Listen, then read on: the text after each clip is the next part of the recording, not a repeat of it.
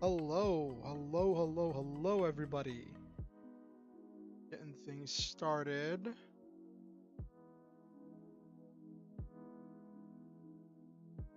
How is everybody doing today?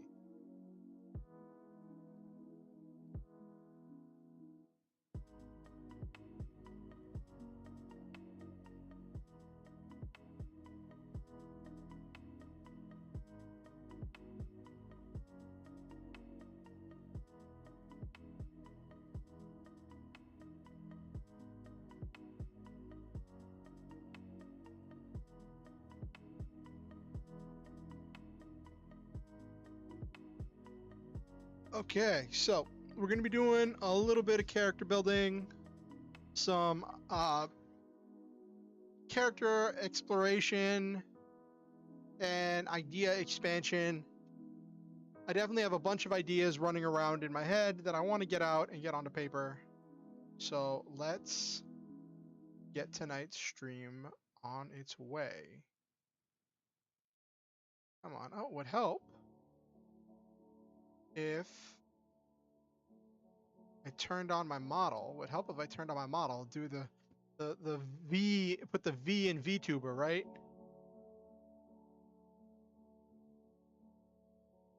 Come on.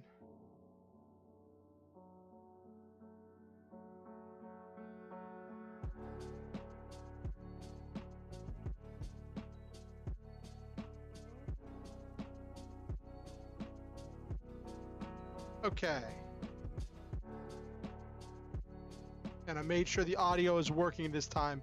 Don't want to get all the way through and find out that it was muted the entire time. Oh my goodness.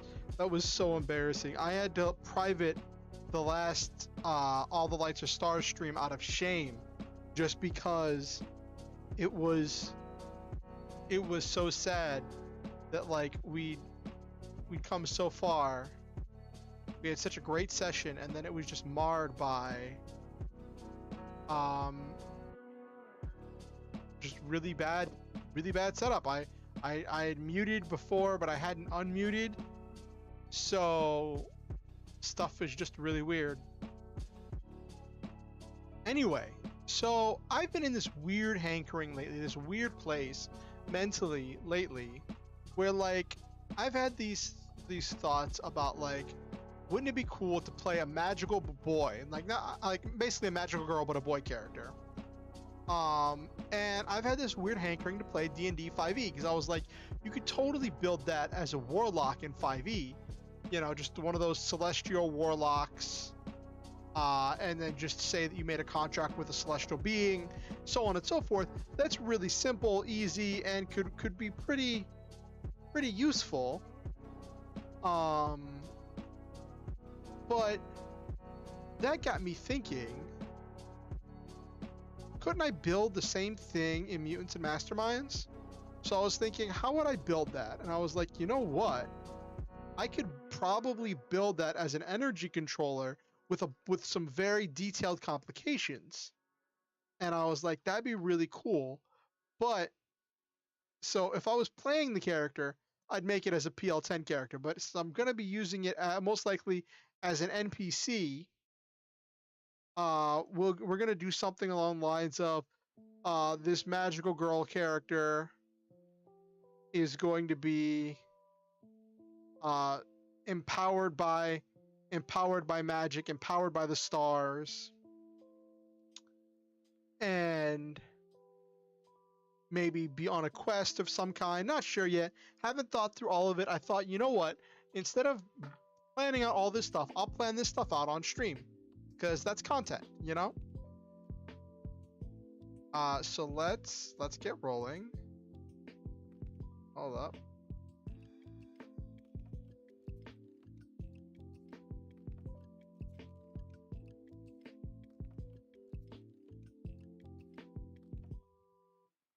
So I gotta figure out if there is some way to stop Roll20 from freezing.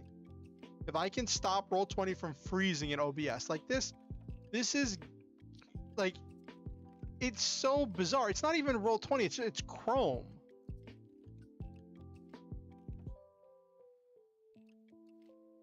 Like it doesn't update. All right, so what should we call this magical girl character? What do you think, chat?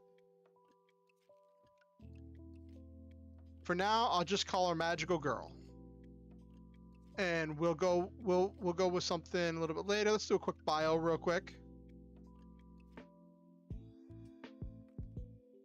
She made the space dragon, just to fold this into the space dragon, space demon mythology that's going on. I have this mythology of this ancient war between the space demons and the space dragons in my setting. And so for this, I'm going to say that she made a pact with a space dragon.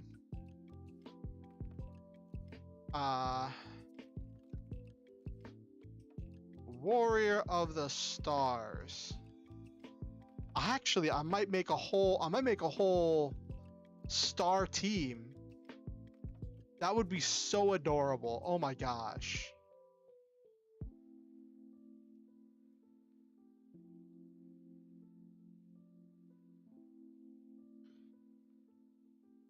Call her Dragon Soul, because she'll be the sun.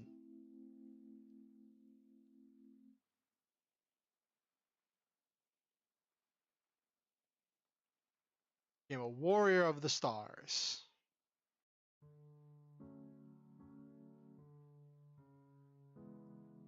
Then of course I gotta make a Tuxedo Mask character. Though I want to build them completely differently. I'm thinking I build the Tuxedo Mask character as like a crime fighter or something, who's just like weaker but has a lot more utility. I think that could be really interesting. We'll see. We'll see how it all pans out. Or maybe a gadgeteer.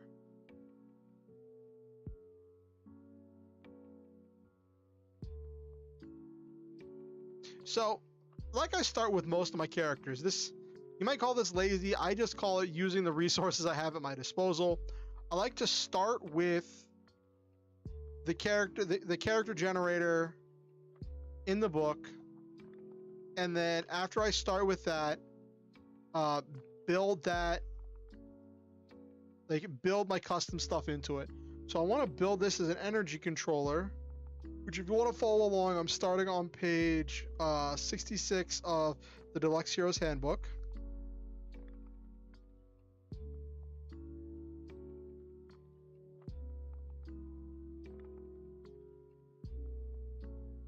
And we'll go with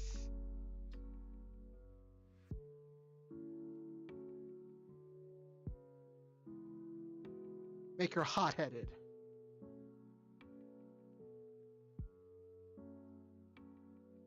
So we got strength 1. So it's interesting because looking at these,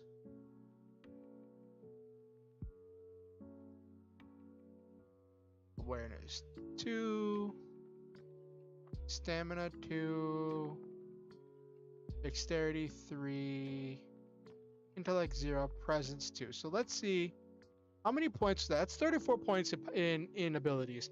I like to build between, like, I like these builds that spend between 30 to 40 power points on ability scores, because I feel like that gives you a really good baseline of just basic stats and gives you a good character. Well, gives the character some character, I guess. All right, let's see.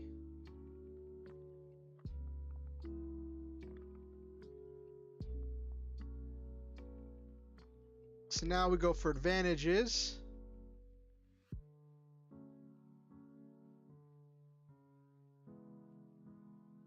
So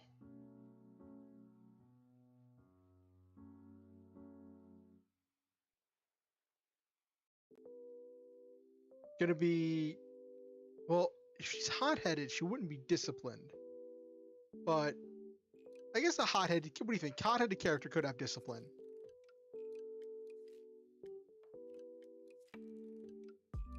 I know I definitely want to do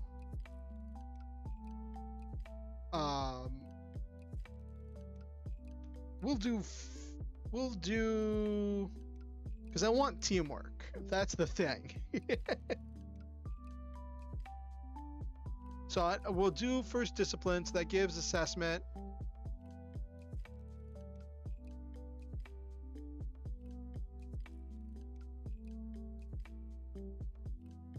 Teamwork. And then probably...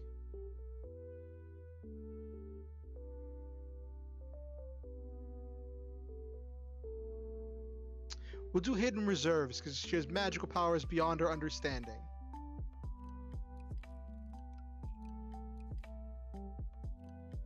So if I was playing the character, I would make it a dude because I enjoy playing guys. But since this is an NPC, I'm going to make this NPC a girl because I realized so many of the NPCs I was making that had any kind of power were male. And I was like, that just doesn't feel...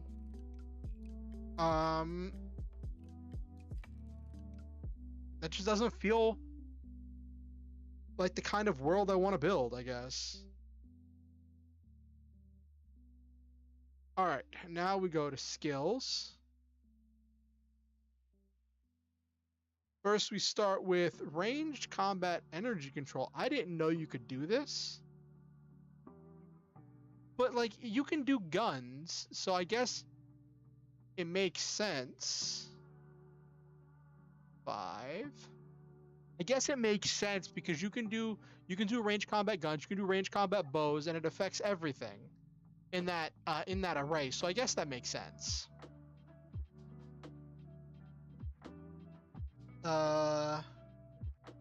Give her Deception 7 because she's got to hide her secret identity.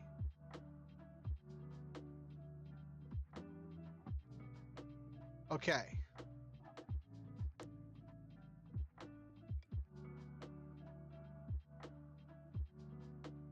So now for the rest of the skills.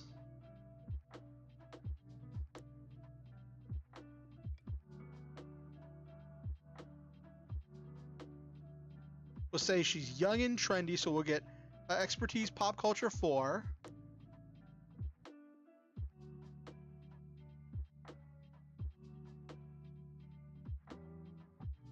And then perception 4.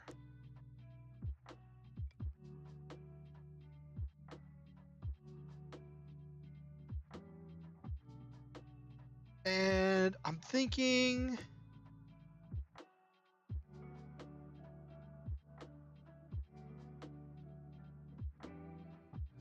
athlete because I always think it's really cool when there are characters that are just extremely athletic. So acrobatics 4, athletics 4. Okay. What's they give us on skill breakdown? It's not bad. Wait a minute, there should be 4 advantages.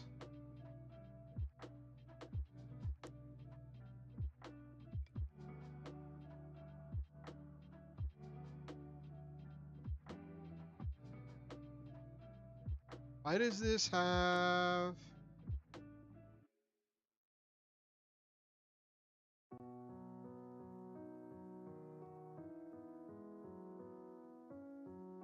There we go. Okay.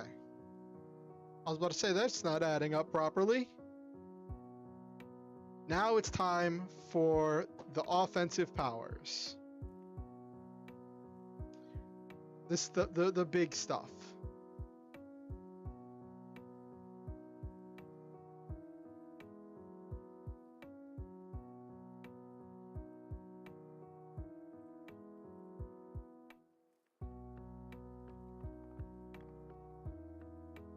So I'm using the energy controller, right?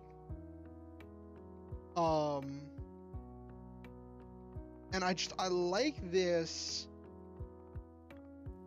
I like this one for the first entry, the 1 to 10 entry on offensive powers. The first thing is the quick change because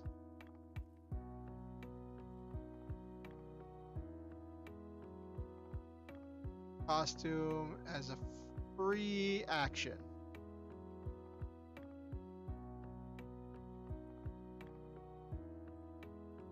feature 1.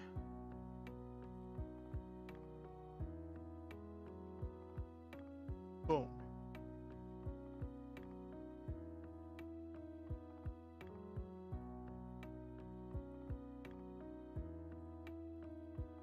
Cosmic Blasts.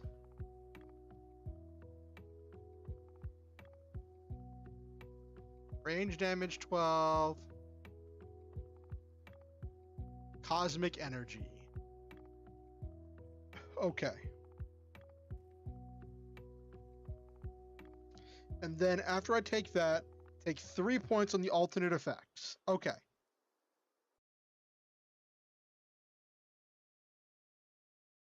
So if this is Magical Girls usually have tons of like energy beam spam.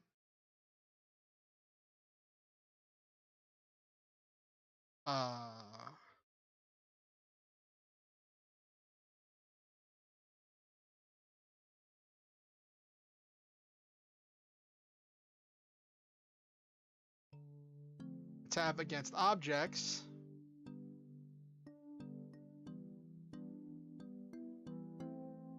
Disintegrate.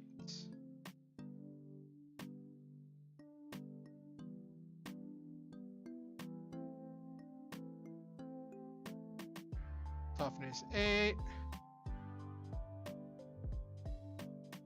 Boom. So she could shoot her beams and disintegrate things.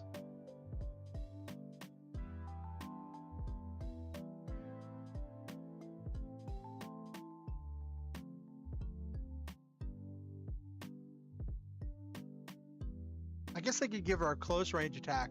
Now my one thing with giving her a close range attack is, right? Oh, that's funny. That's funny how that worked out. But she's only got fighting 3, so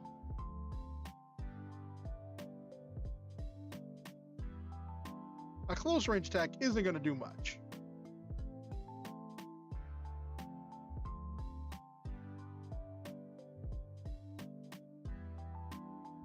Gonna take snare.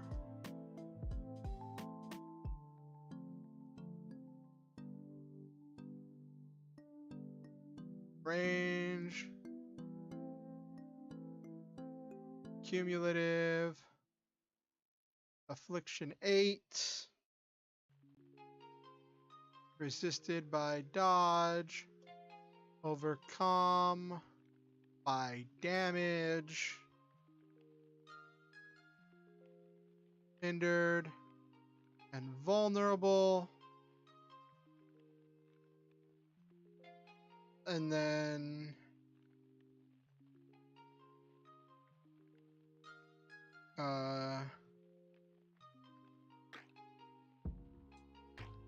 hey, Captain Patriot. Oh, well, I'm glad to hear you. I'm glad to have you come by and say hi. I'm glad to have you. What type of game are you playing? You playing Mutants and Masterminds or something else? Immobile.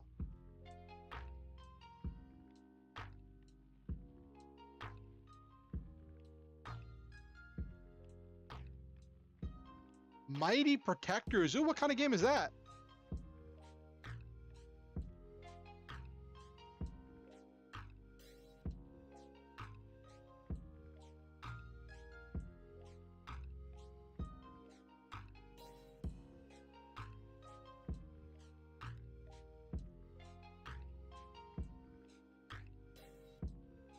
Latest edition of the V&V game. V&V? What's V&V?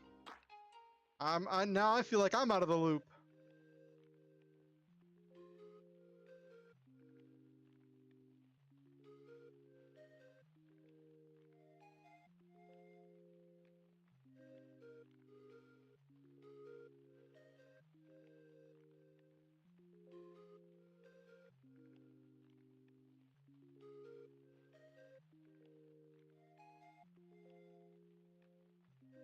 Villains and Vigilantes.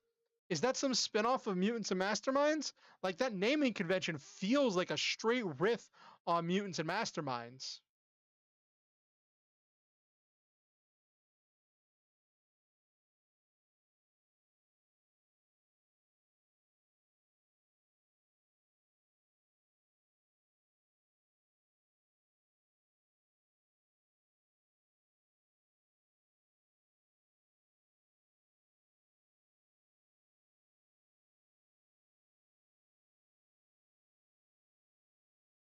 Oh, wow, it's older. It came out in the 80s. Holy cow.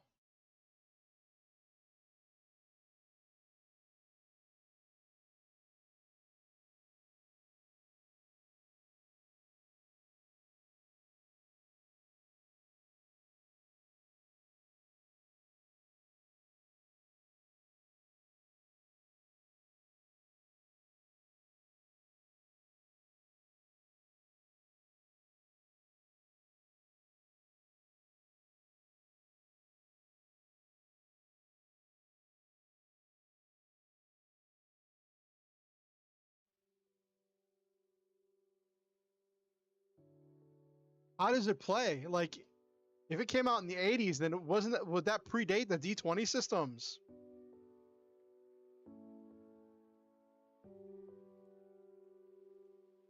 Came out in 79. Holy cow.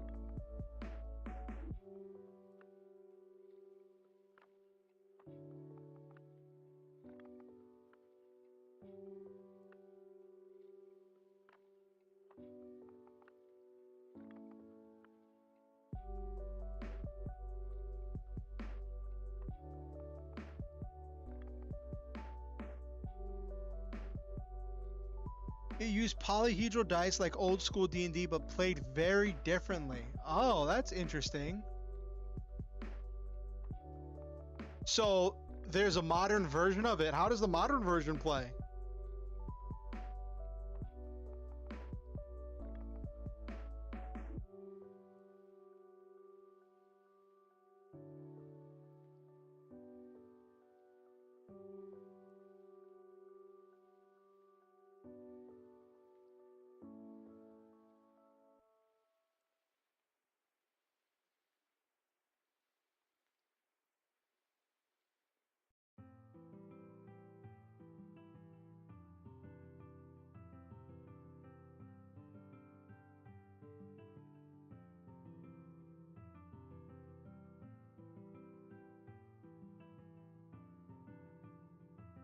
It's point based now, combat a little streamlined. Oh, that's good. It's always nice when things get streamlined.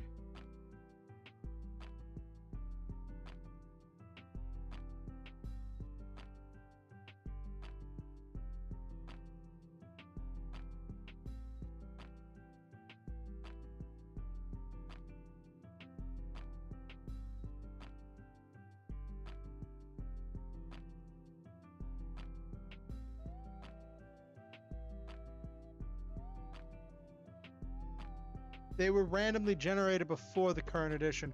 Oh, really? How'd that go? With randomly generated stats, I could see how that getting frustrating.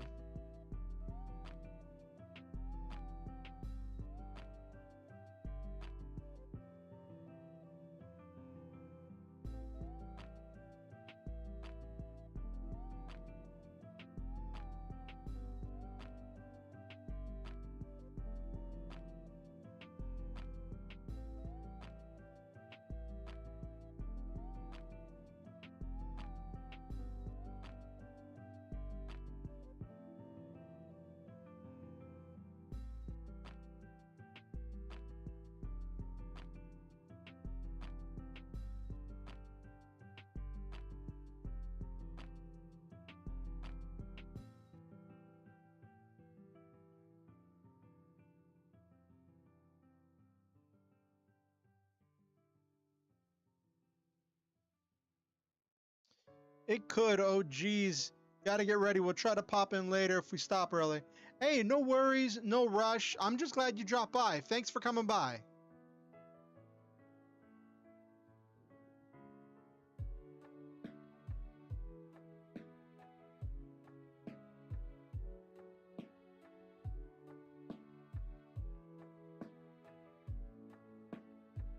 I hope your game goes really well.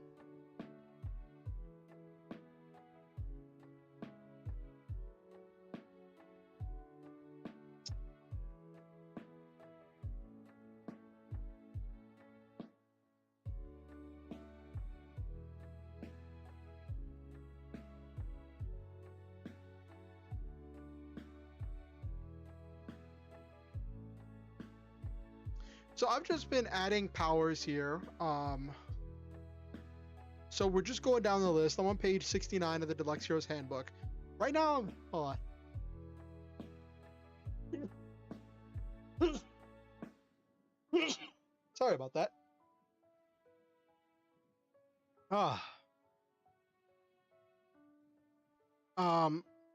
Right now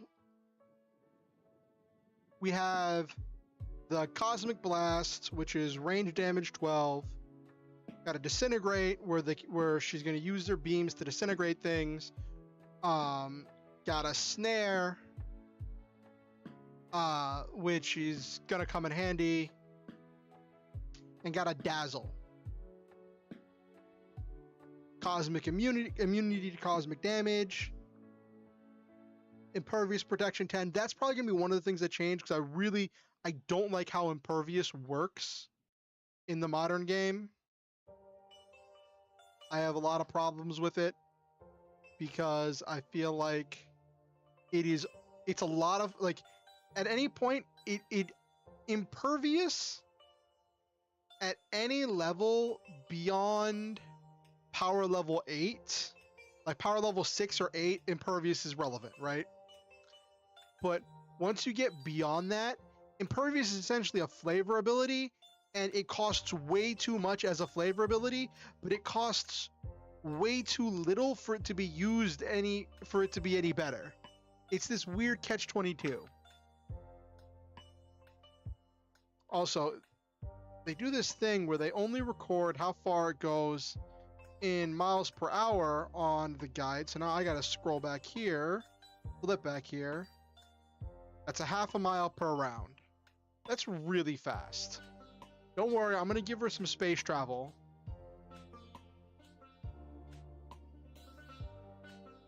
That's one of the things we're gonna change with the flight. Gonna give her some like regular atmospheric flight as well as space travel.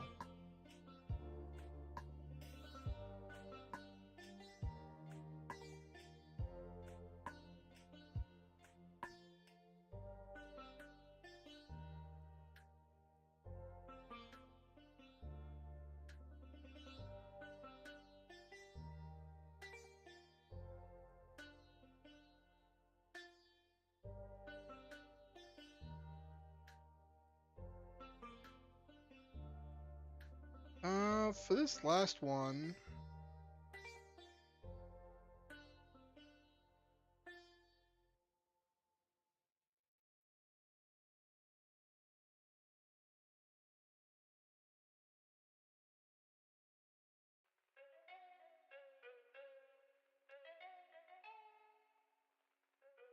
oops, it's supposed to be 14, not 12.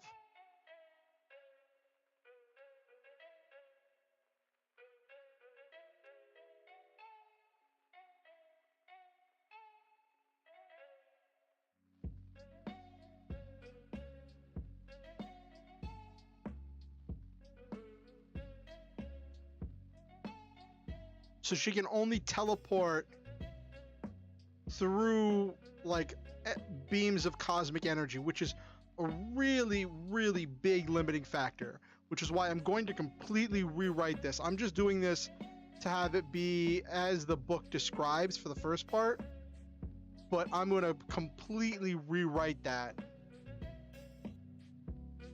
Impervious toughness 10. Then we go dodge 4. Parry 1. Fortitude 5. And will 6. Okay.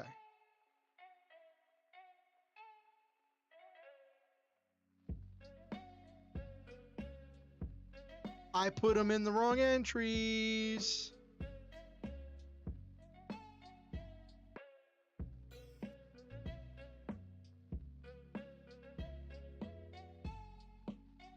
Look at me over here putting them all in the wrong slots.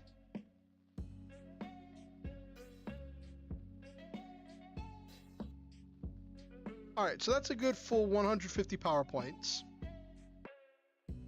So now let's finish building out this character. Let's do the descriptions on this.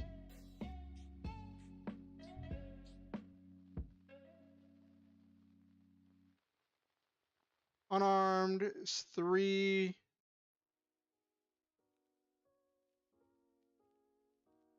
Bludgeoning damage.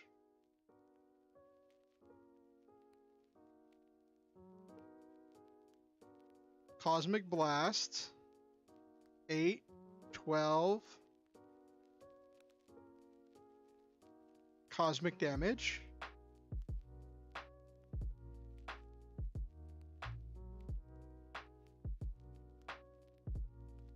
Disintegrate.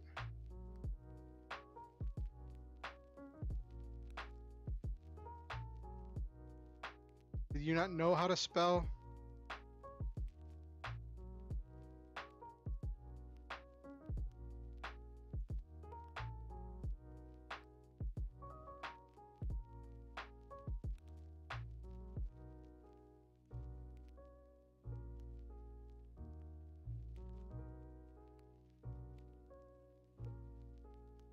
So this is just ranged. Weaken toughness 8.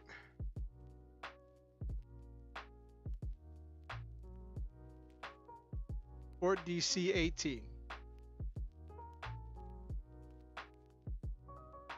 Which I should probably record that it is a Fort DC.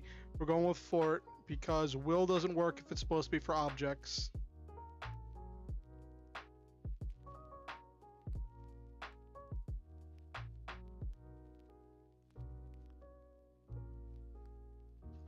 And what else have we got? We've got Snare and Dazzle. All of our things are single target.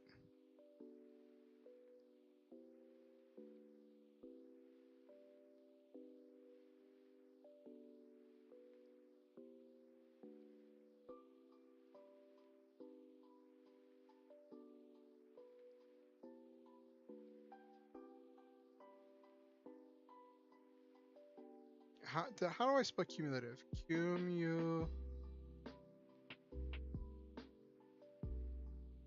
Oh, I spelled, okay. Oof. Range, cumulative.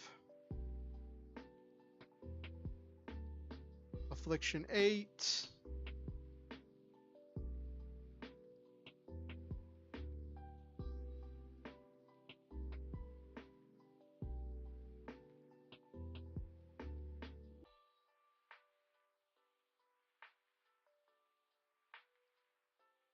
Then we've got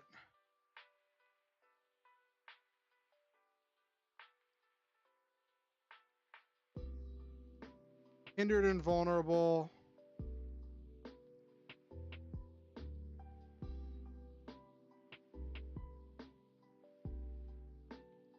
Immobilized and defenseless.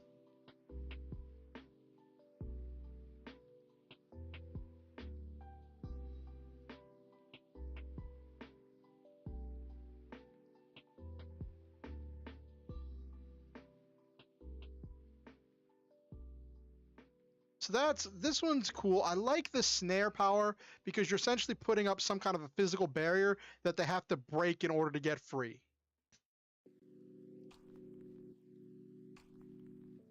They have to shatter the barrier. And it's toughness 8.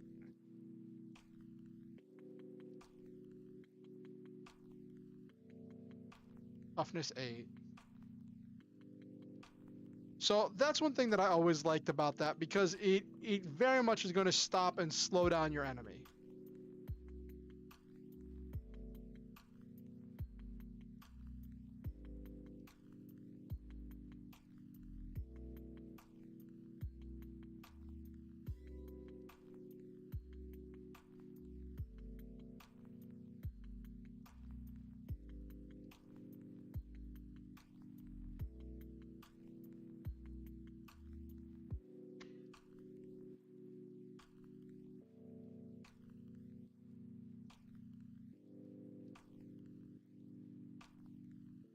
How does this get overcome?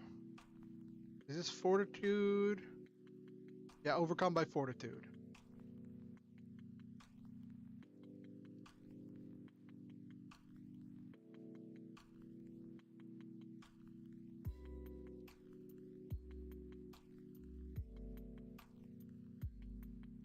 And then this is impaired, disabled, unaware, limit to 1 sense.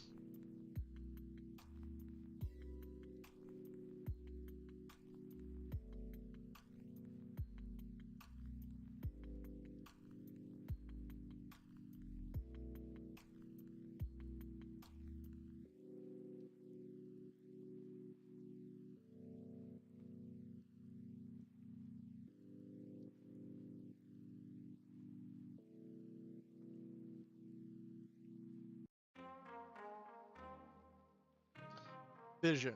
Okay. So with this design, she has a lot of single target powers. She can fly really fast and puts up a pretty good fight. Now, what makes this different from any other magical or any other energy controller? What makes this special? Well, what's going to make it special is going to be the complications. Contract.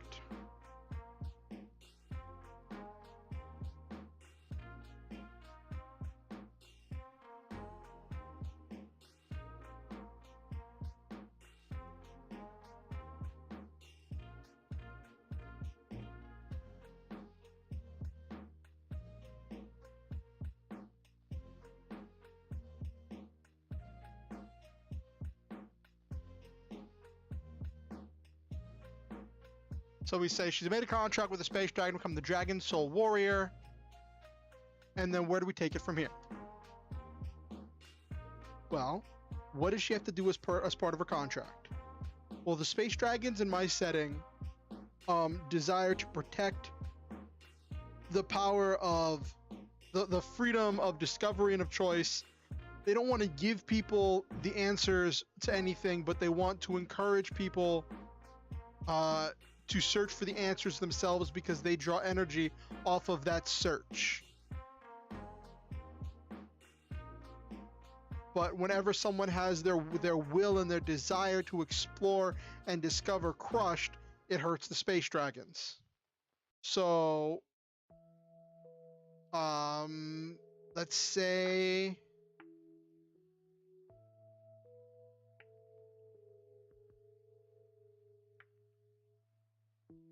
to act against the space demons. Could have a whole thing here.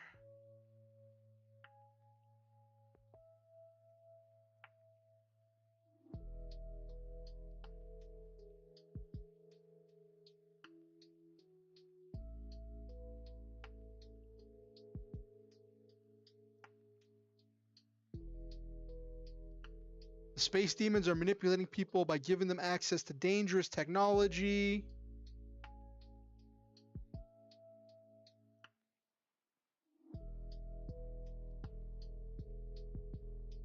She must seek out and stop the spread of this forbidden knowledge.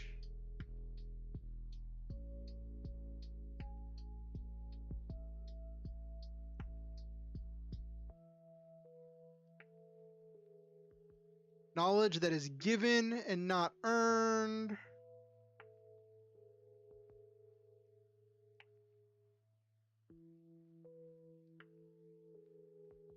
always be abused.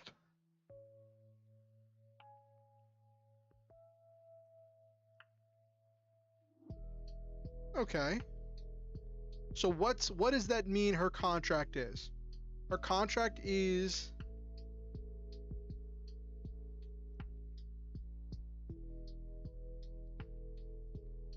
she wants to stop the ones who are proliferating this forbidden knowledge.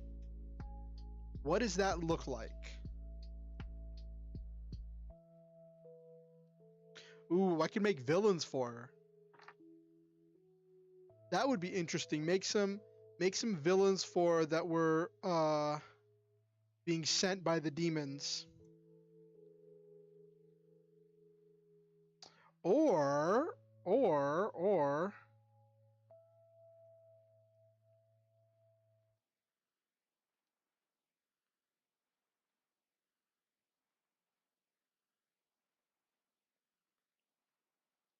she could go toe-to-toe with a space demon whelp. That could be her final boss.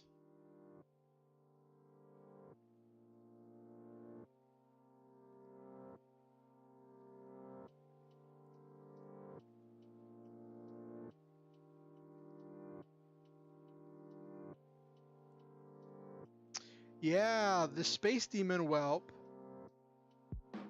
could be her final boss that she's eventually trying to fight. And the space demon whelp could be manipulating people.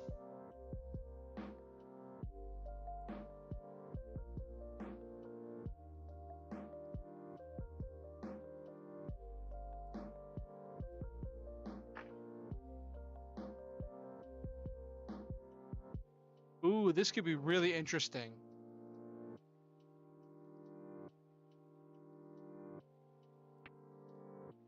Could have another story within a story. I like having plots that don't involve my main characters, that aren't the main plot. That's the important distinction here. Is my plots that I introduce that are not related to my characters are not the main plot. If they were, they would be a great distraction, and it would feel like my players weren't even playing as part of the game. But I want these other lesser engagements and lesser plots to be running around in the background to give my players something to interact with.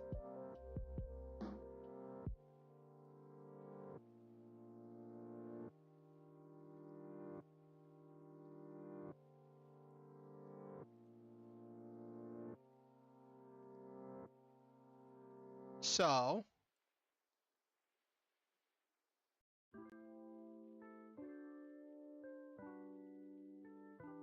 the space demon whelp isn't going to fight by itself. It doesn't have, it's not a very strong warrior. It doesn't have a lot of like stuff at its disposal. The space demon whelp is going to fight by using its wealth, because it has benefit wealthy. So the space demon whelp is going to use its shape change to take any form, as well as its hypnosis and its maddening gaze in order to manipulate people. Ooh, we're getting somewhere. We're getting somewhere. So we say a space demon whelp has begun. Though the space demon whelps are what? Spreading forbidden knowledge throughout the galaxy, which is corrupting. Just having that forbidden knowledge is corrupting people, and her task is to stop those people. But what is she going to do when she finds them? That becomes the question. What's she going to do when she finds someone who's been corrupted by this forbidden knowledge? They're going to be abusing this, making weapons and destructive things that's going to be destructive to the world around them using this forbidden knowledge. So, what of her powers are going to be useful in this situation? Well,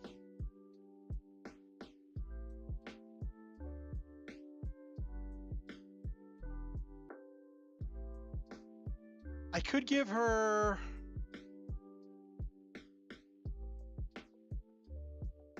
some kind of a nullify power. Yeah, I could give her a nullify power that lets her nullify the hypnotism that somebody else is under. It would have to be really strong because it's going to be rolling against the rank of the effect of that it's trying to nullify. So I could give her a nullify power.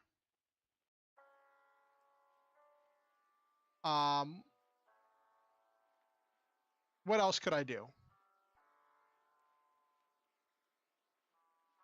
So we're confronted with this question about what do I do to represent what this magical girl is going to do, what her purpose is. I still need to walk her down. I'm going to walk her down to PL8. And I think I'm going to have her kind of like a Green Lantern-ish character where she's been traveling through the galaxy, like moving through the background. That could be something.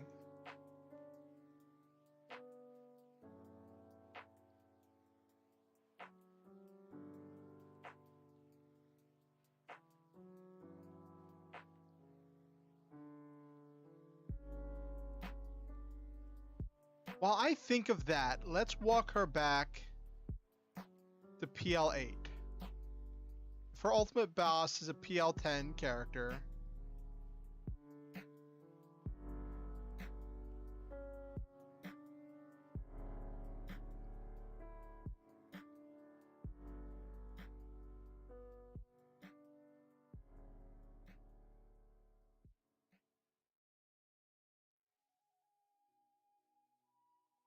there we go. Walk that back a little bit.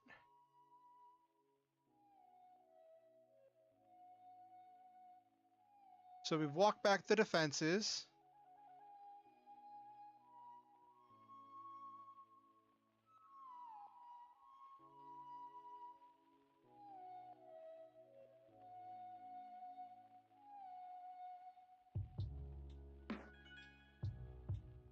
Next, we drop energy control by 2.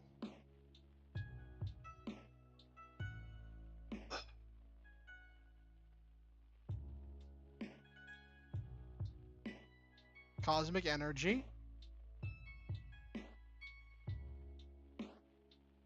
Bring it down to 6.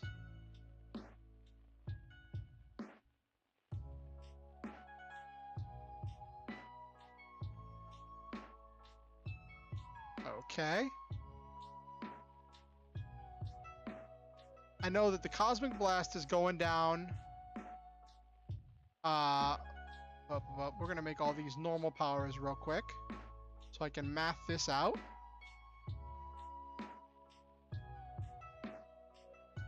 Go down to 10. So it's got to lose 4 points. Okay. Ranged, weakened, toughness affects objects is going to be 3.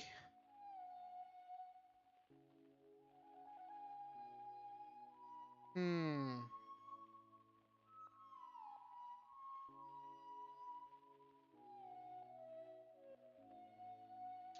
$18.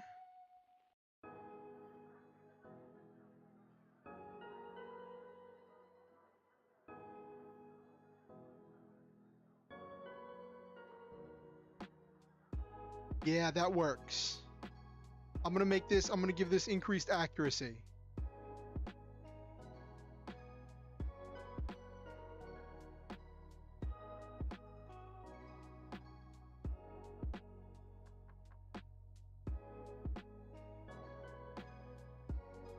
Accurate 2 plus 4. Okay.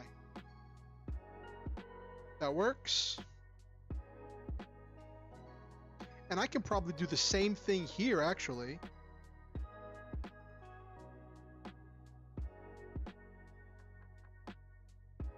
Yeah, I can do the same thing here with the snare.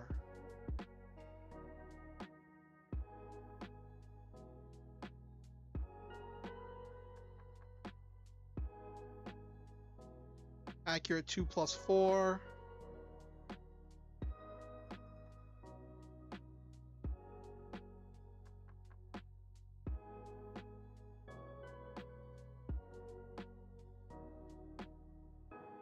Toughness 6, okay.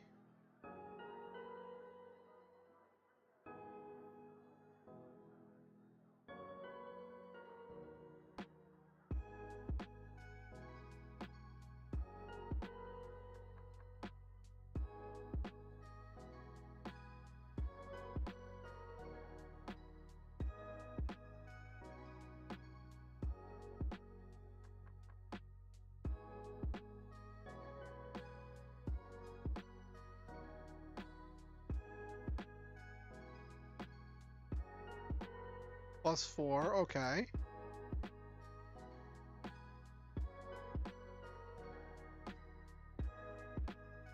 Dazzle, on the other hand, I can just walk that back 2 points.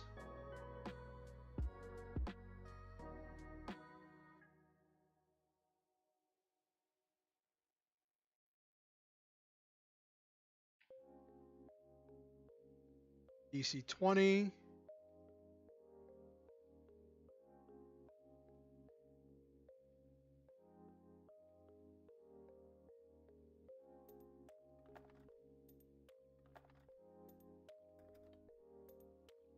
Why did I put that as 8? That was 10. Goodness gravy.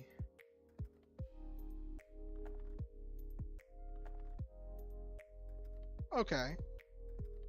So that pans out.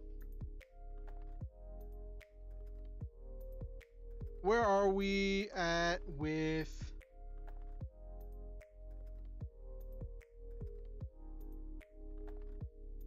She's at 134, so she should be at 120. So I have 14 points left to shave off.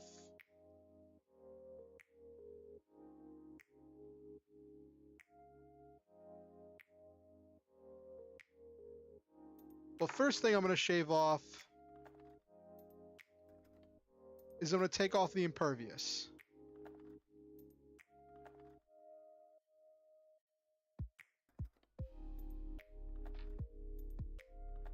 So now I just got to shave off 6 more points.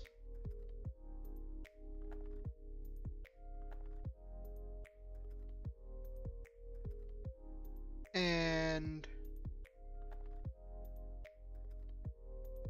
I'm going to take away the teleport altogether.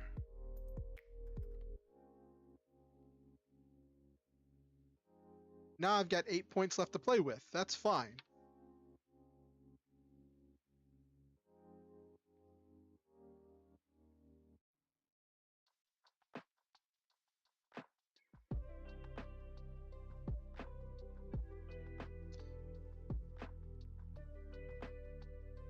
I'm not a big I'm not a big fan of her being immune to cosmic damage because so many times magical girls get hit with their own blasts from reflected attacks and it still hurts them. So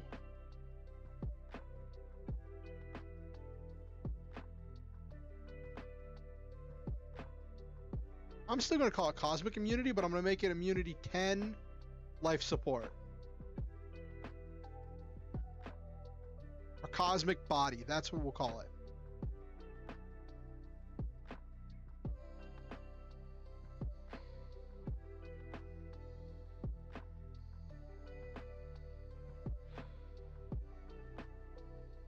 Which means she's immune to a lot of stuff at that point with life support.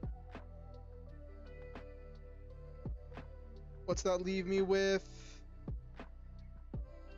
3 points left to play with here.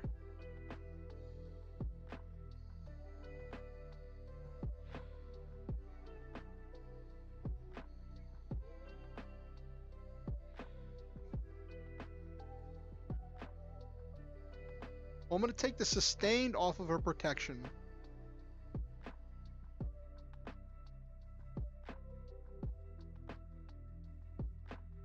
Cosmic defense.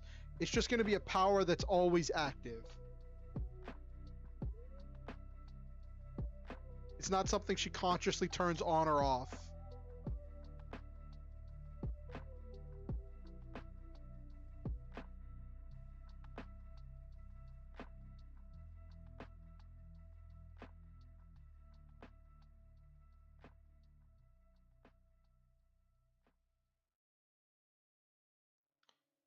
So what do I do with these last 3 points? What do you think, chat?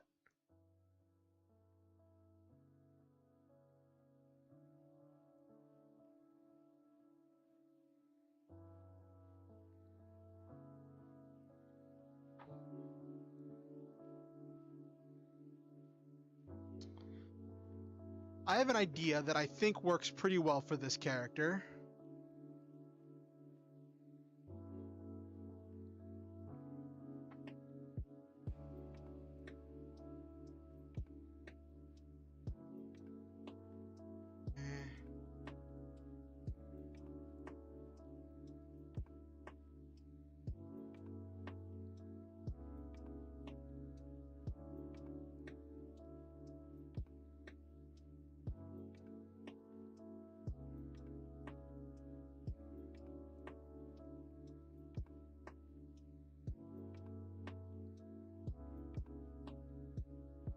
Ooh, I think I got just enough points for this.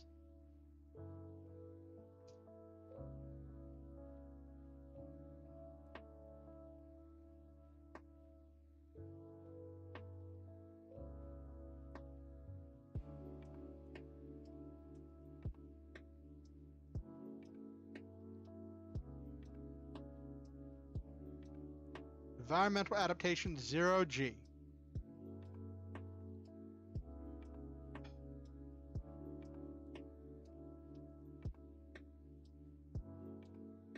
Okay. And then for the last point,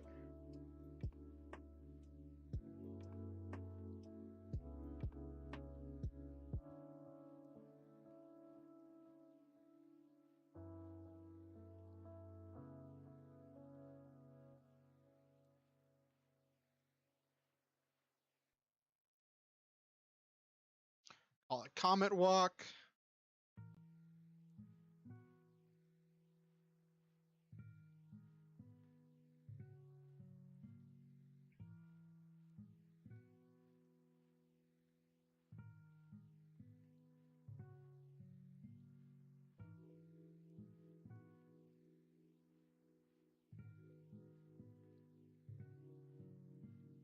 So she's gonna have space travel 3 with the portal modifier. So she can open a portal.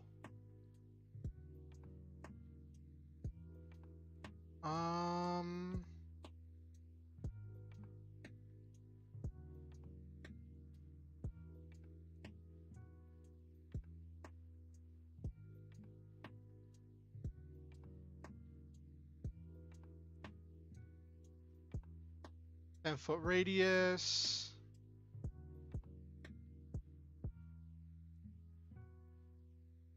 Hold on 1 second. I will be right back. I gotta use the bathroom. I will be right back.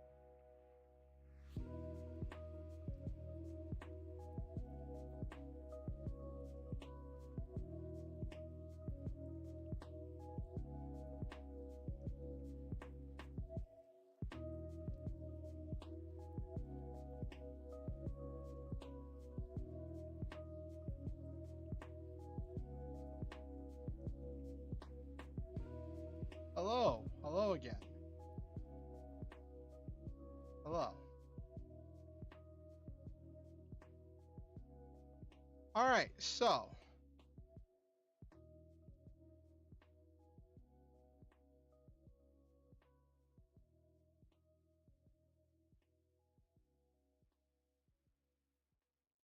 Cosmic Gate. Let me take a look at teleport.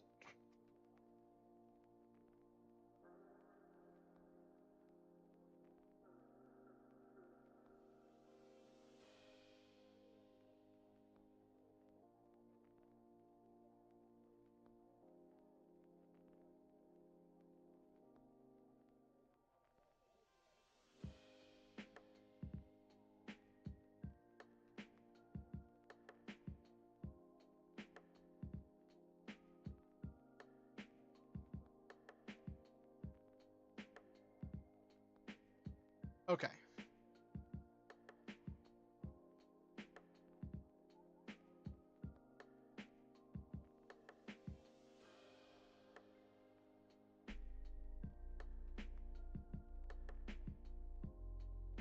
I say comet jump, which is just going to be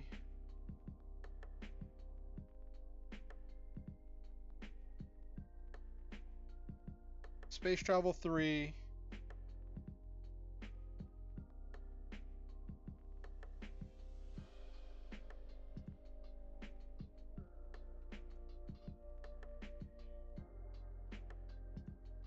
That's going to be an alternate effect. Alright, and that's the character done and dusted, or at least that's the character. I walked the character down. Oh no.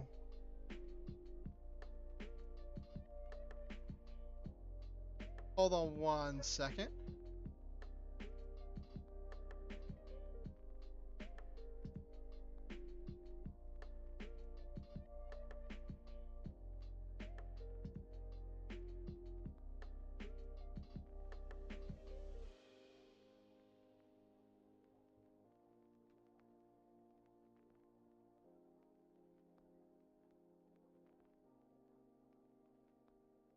Alright, I'm back.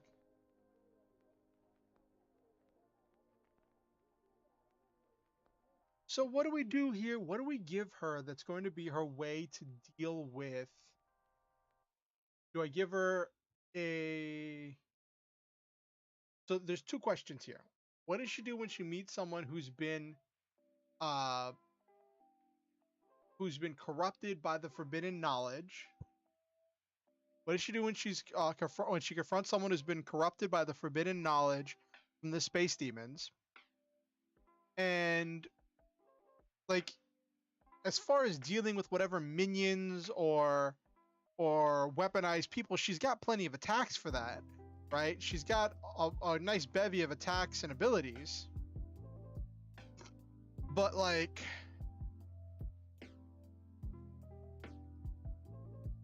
not like not anything that's going to give her an advantage.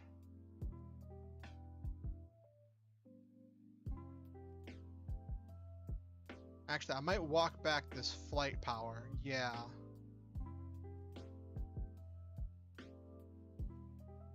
Yeah, we're gonna walk that back a little bit. Walking back that flight power gives me space to take a few more. It's 120 miles per hour.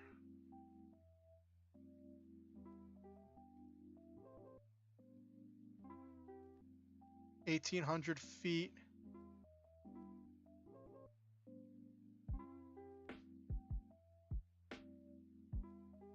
Per round. There we go. She's adapted for 0G and can use her flight power just fine.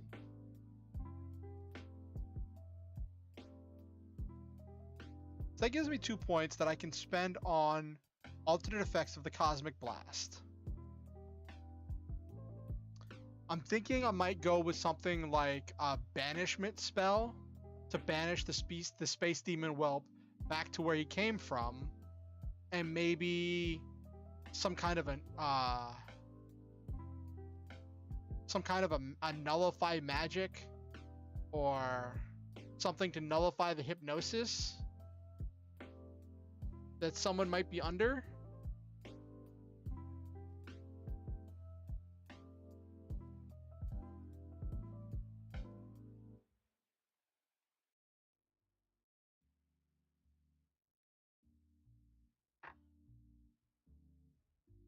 Let's work on this design. Okay. So I have a design I use for banishment. That is not the greatest, but I think I like it better than... So for banishment, you could just do movement dimension and then make it an attack. And then you make it resistible, and then they would resist it, and so on. Like, you... But then if they fail by 1 degree, they're just gone. You could put on it like some kind of a limitation that it can only be used to send someone back to the plane that they're originally from. But I prefer a slightly different method. So normally I would make it as an affliction and then put as the 3rd degree of effect of the affliction to be transported. So it's just like she's opening some kind of a gate to transport someone to another dimension. So that's one way to do it.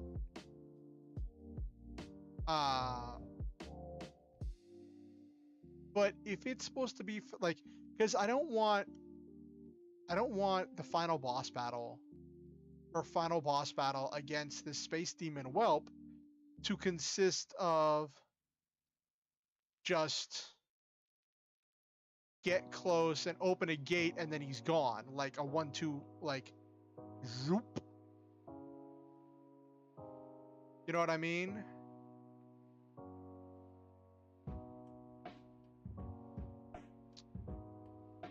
I mean, arguably, she could incapacitate him.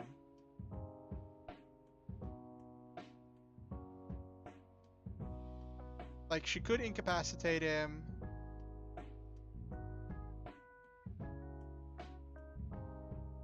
See, I gave her teamwork because I was expecting her to work as part of a team. But then I didn't really design her character to be used as part of a team.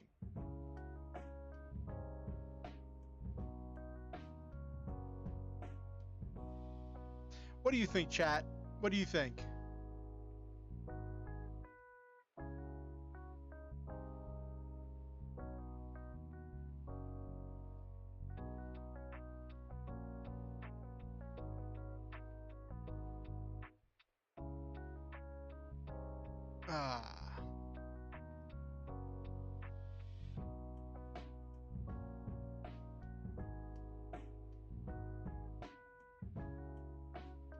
So fighting the minions sent by the people who are overwhelmed with the forbidden knowledge, the mecha beasts, that's simple.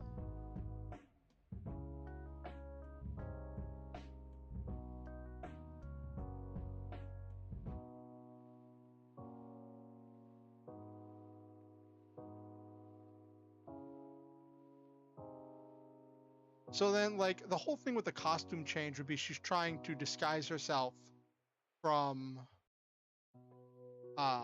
being seen, from having her identity exposed. So that's like a secret identity thing. I'm just bouncing around all these ideas, right?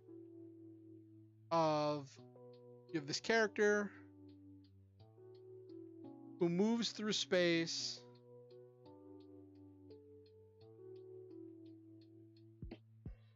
She moves through space. She fights powerful...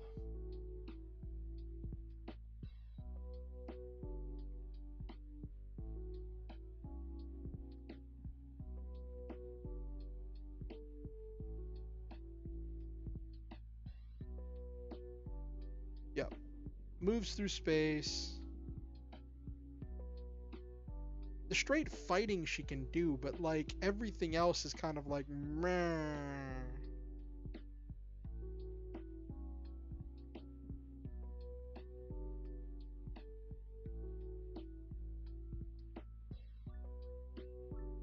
Albeit a team of Sailor Scouts would be able to do would be quite effective.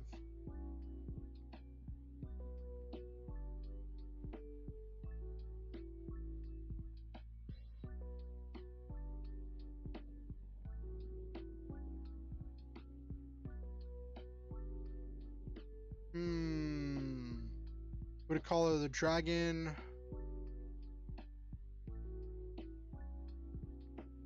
So I'm thinking like Sailor Scouts, because that's the, you know, Sailor Team, Sailor Troop, like Dragon.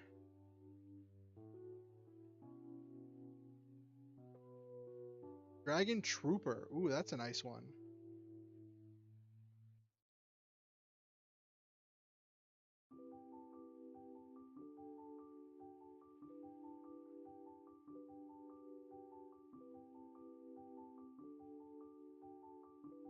Became a warrior of the stars.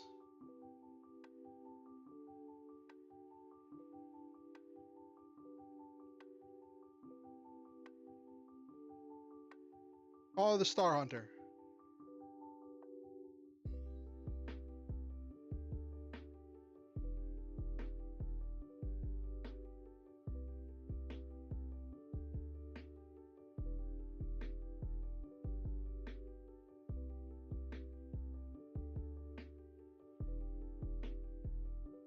Contract. Okay.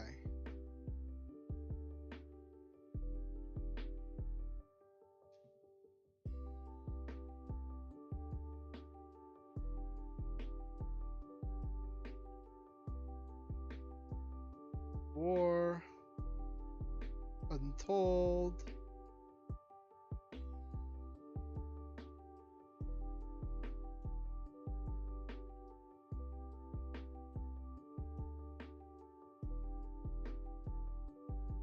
She's made a contract with a space dragon.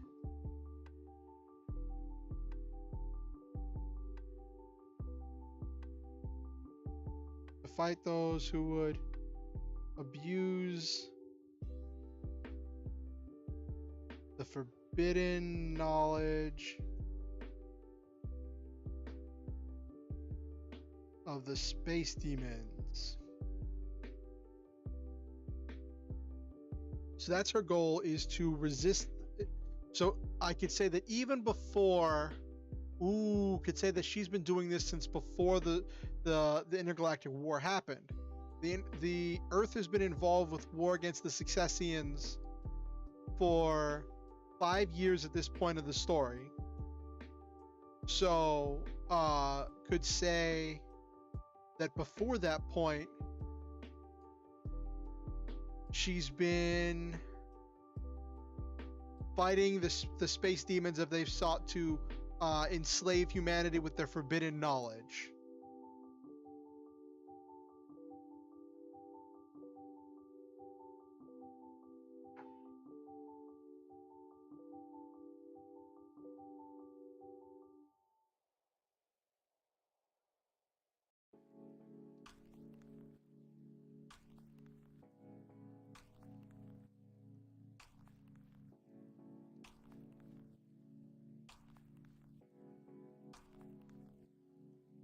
So her contract says that she must answer the call and stand against any who would wield this forbidden knowledge.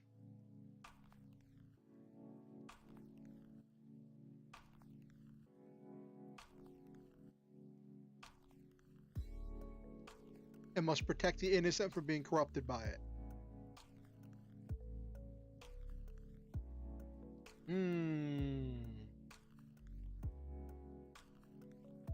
So that's her motivation, is her contract. And her complication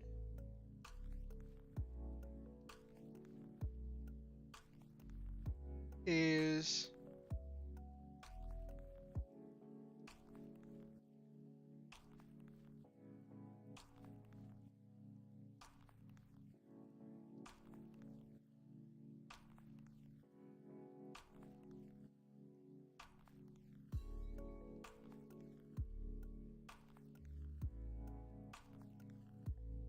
Space dragons gave her a costume that hides her identity from the agents of the space demons.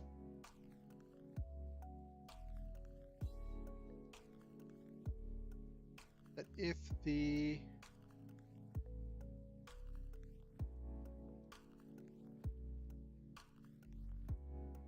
space demons know who she is,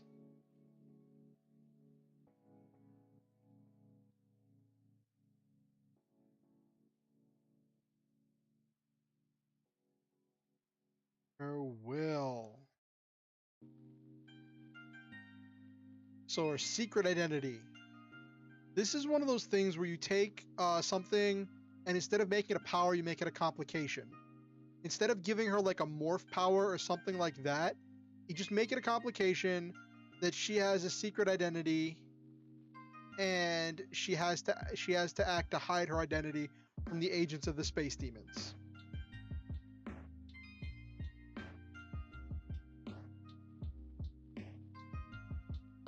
That can work.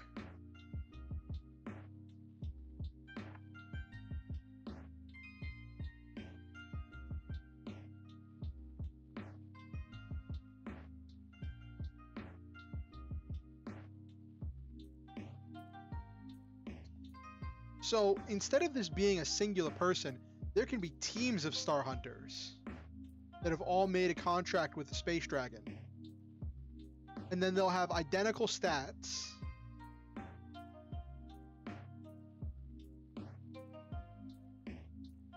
They'll have identical stats, identical abilities,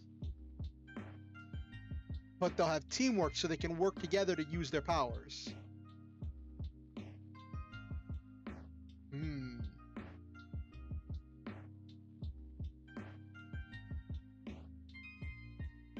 Star Hunter is the name of another archetype, and I don't want to cause confusion. So I'll call her a Star Warrior.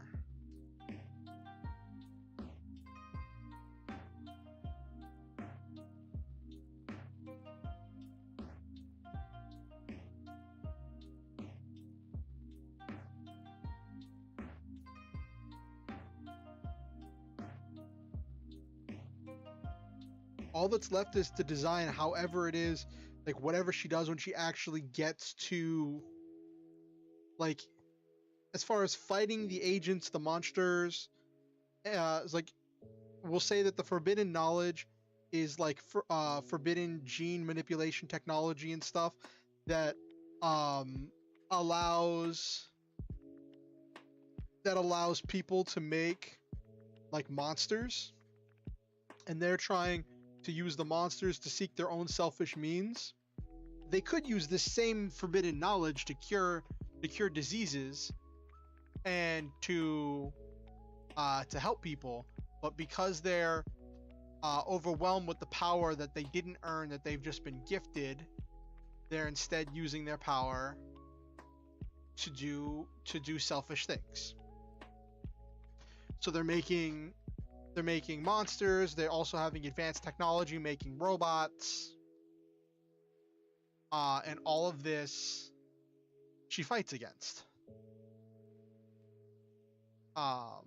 Which, okay.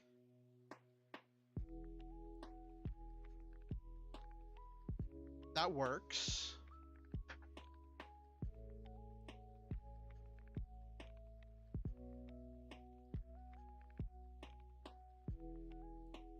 Everything she has works for that, but what she doesn't have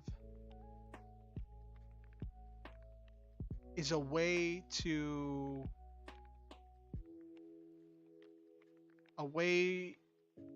deal with the people when she actually gets to the bad guys. I guess she could just beat them up. She could just beat them up, but then what does she do with them?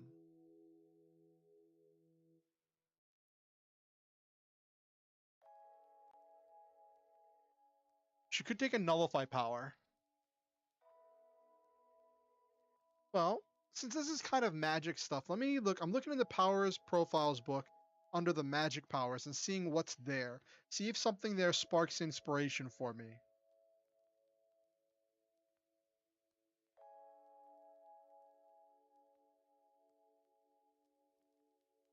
Page 103 in the Power Profiles book.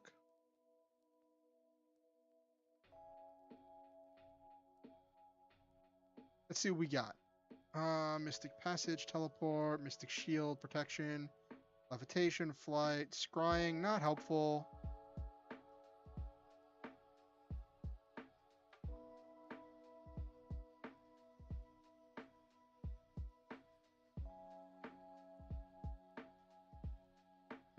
Ba, ba, ba, ba, ba.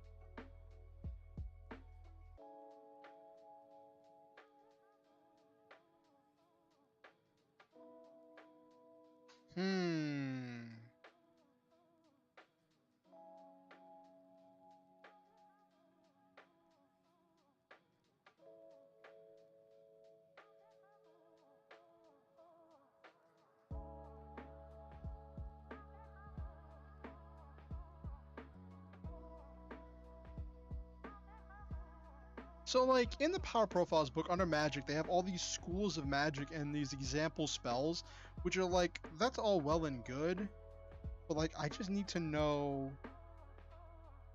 what does what.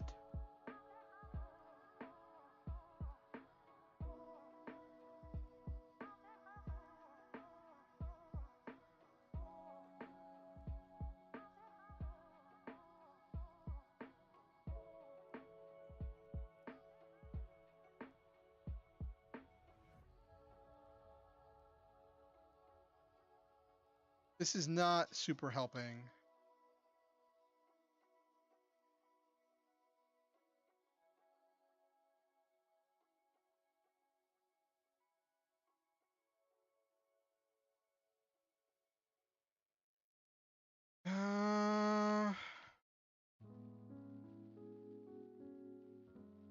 Let's look at the summon powers, because some of these things are going to be summon minions and monsters.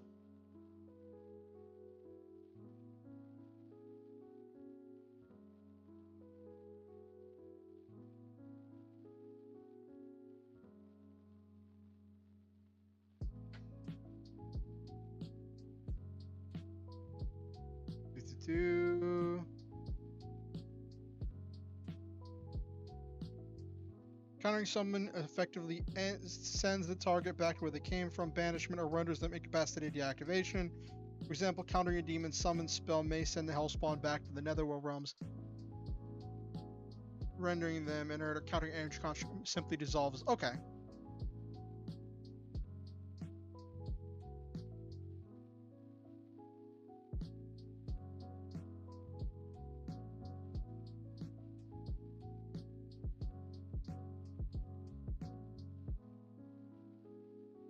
Let's see.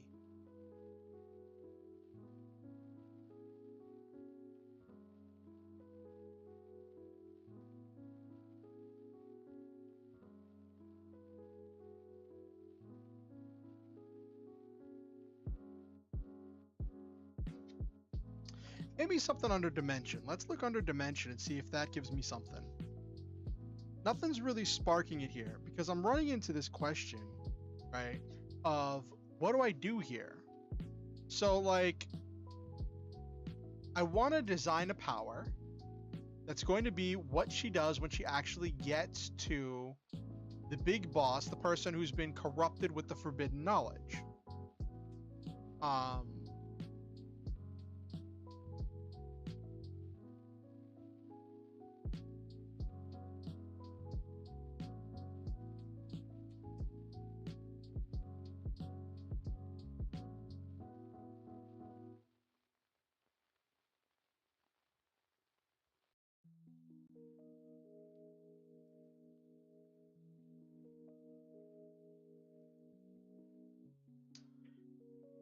could give her a dimensional banishment ability.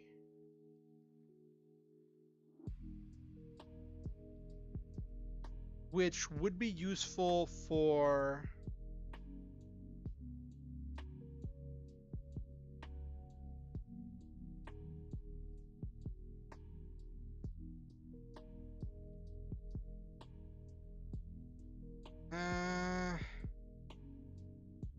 it's close.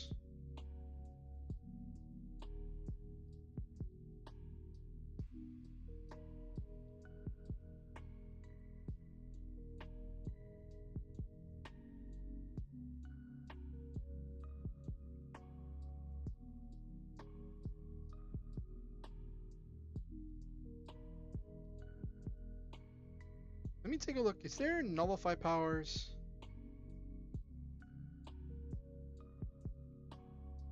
No, they don't have any nullify powers.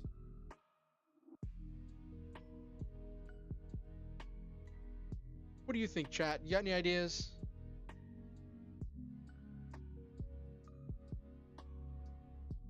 Let's look at cosmic powers on page 25.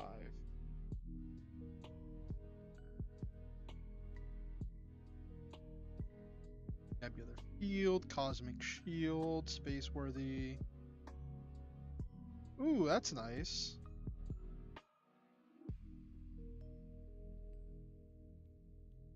So that she still has to eat.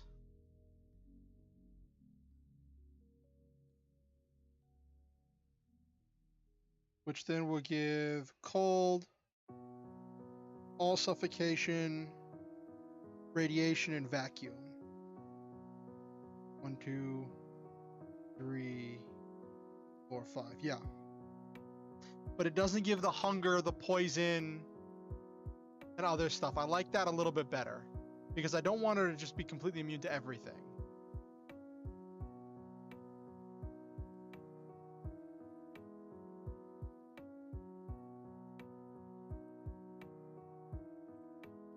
So that's good. Radiation. Vacuum. Okay.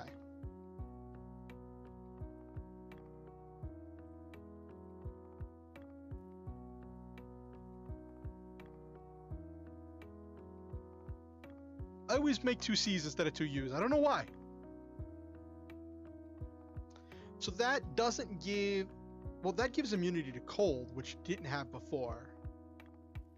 I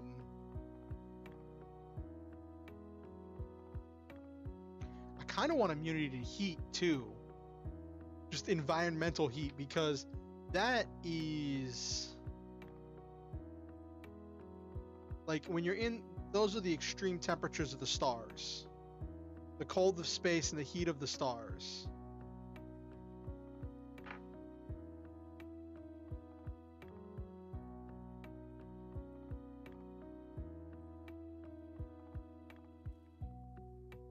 Yeah, so I'm going to do cold, heat, all suffocation, radiation, vacuum. Okay. What's that leave me with? That leaves me with 6 points left to play with.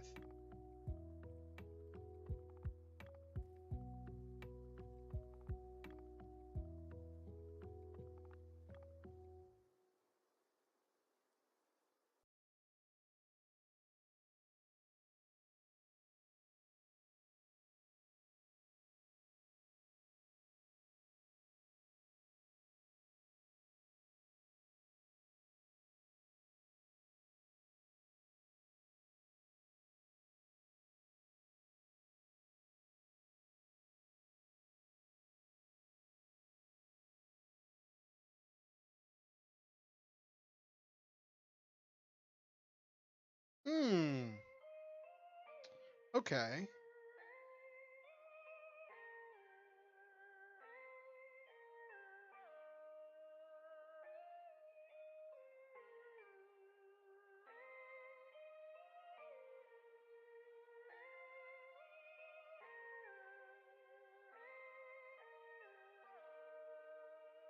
Environmental adaptation.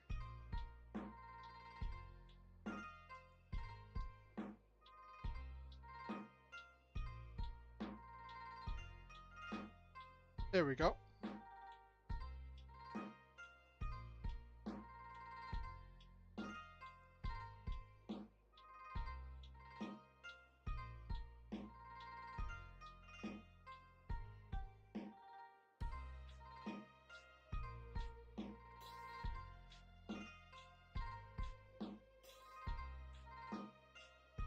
And then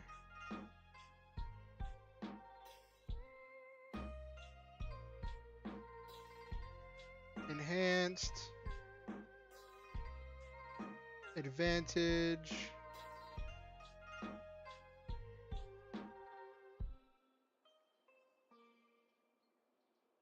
favorite environment space.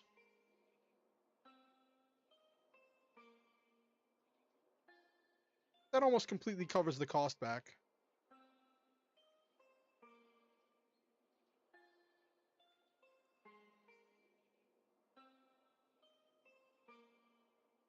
It's actually funny that, like, environment adaptation space and environmental adaptation 0G are two different things.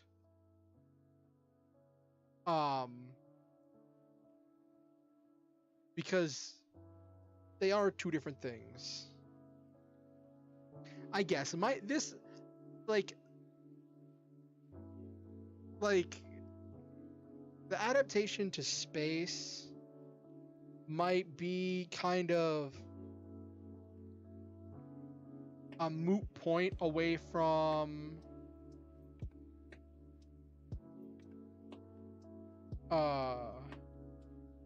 ooh.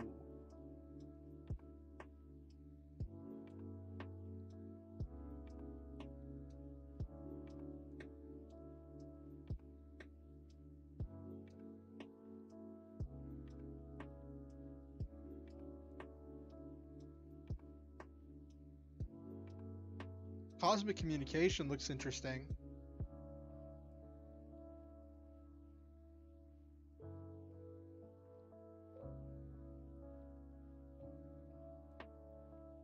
Ooh.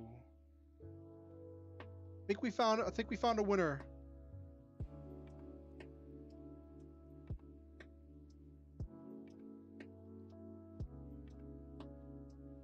I think we found a winner, team.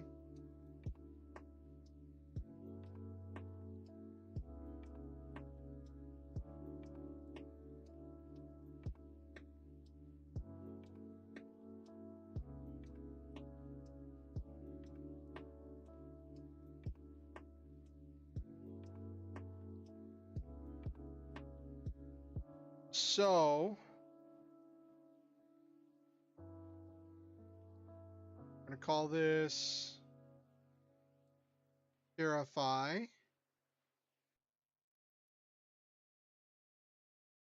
Nullify.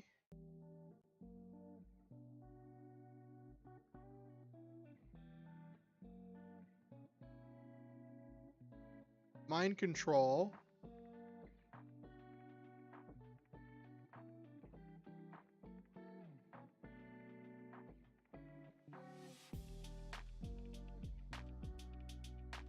And then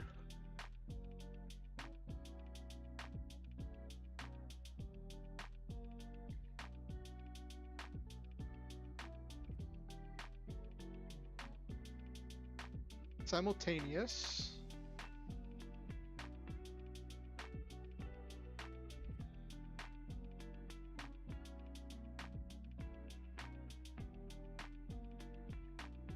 Actually, I don't want to have simultaneous in this effect, but I do want it to be ranged.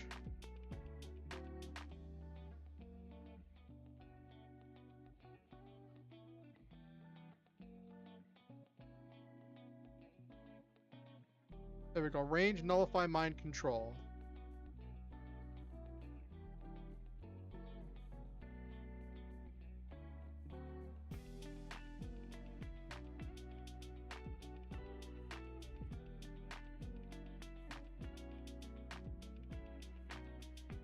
Breaks the hold the forbidden knowledge has on a person.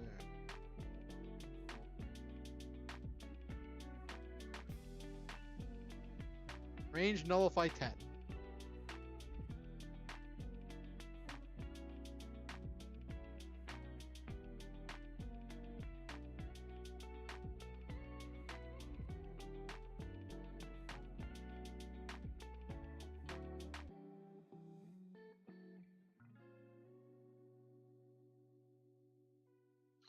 Okay.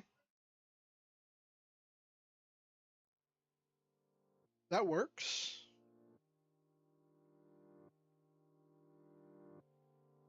Six to hit. Does 10.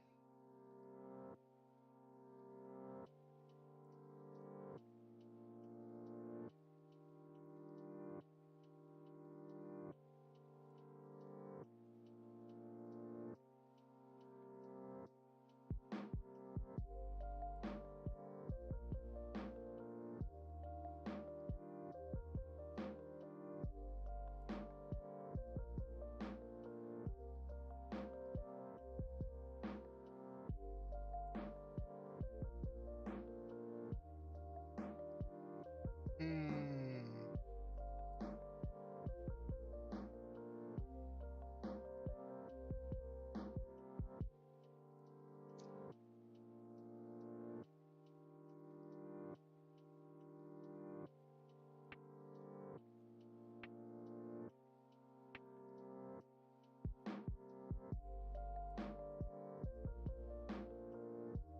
Oh.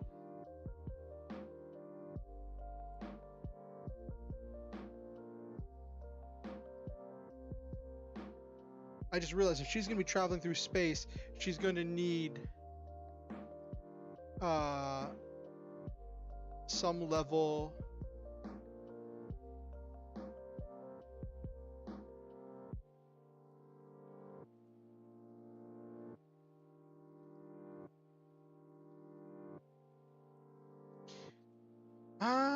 Actually, it's funnier if she doesn't have a universal translator, because then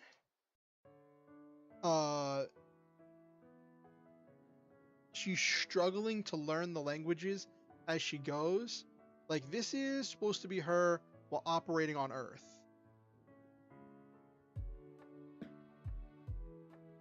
That doesn't actually hold water. Yeah, that doesn't hold water at all.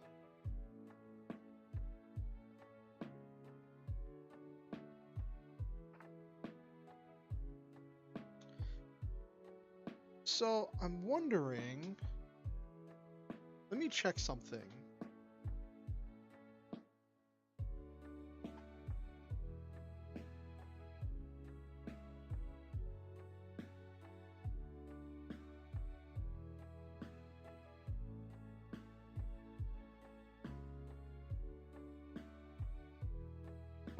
To 187. I'm really wondering.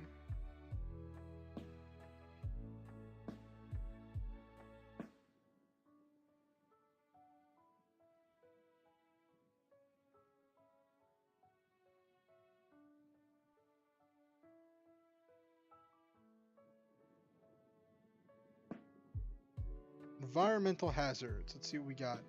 Heat and cold.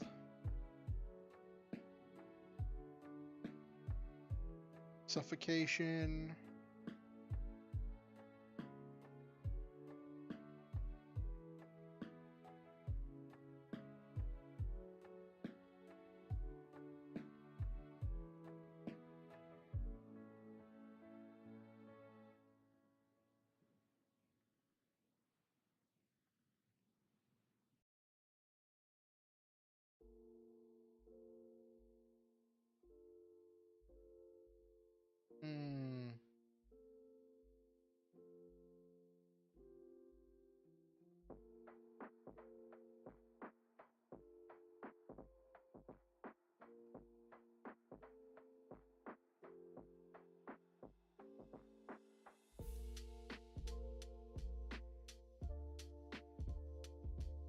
So the radiation is something.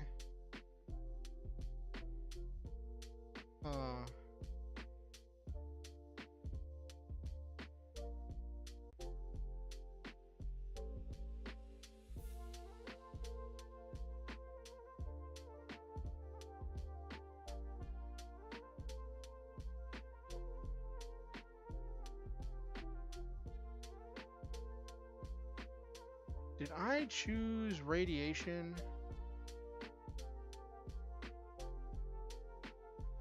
Yeah, radiation was one of them.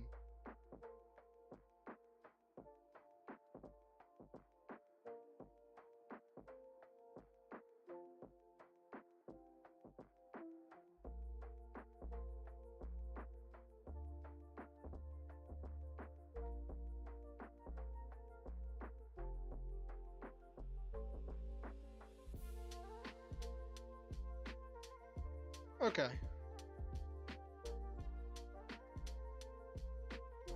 Probably give her a universal translator as a piece of equipment, actually.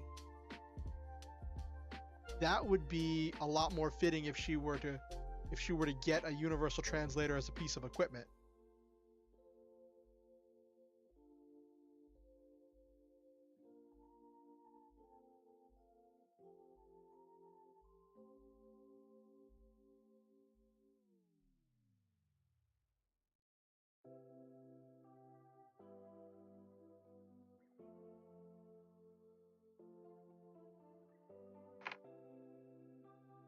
Let me see the comprehend power real quick, because I need to check something out with the math on that.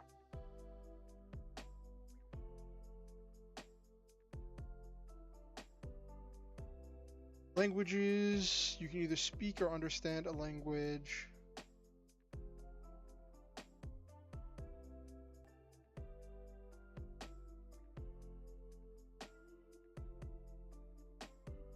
You will speak and understand.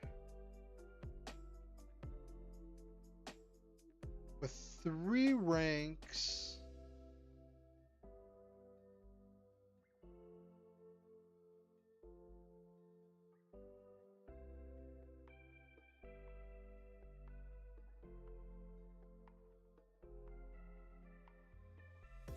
Okay. Wow. Okay. So let's look at a piece of equipment.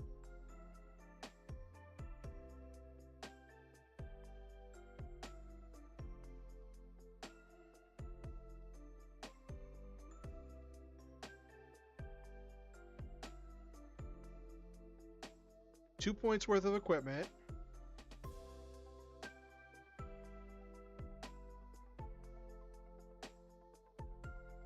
Universal translator.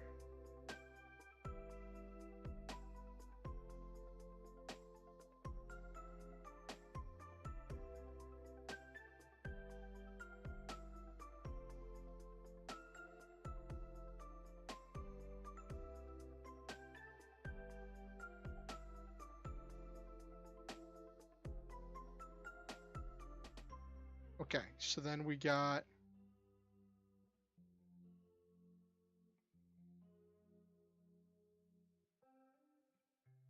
languages.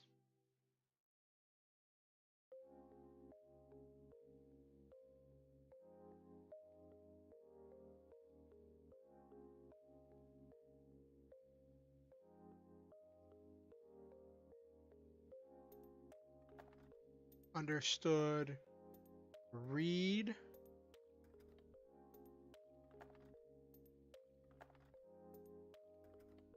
Okay. And then because she's a trendy girl, gonna give her a smartphone.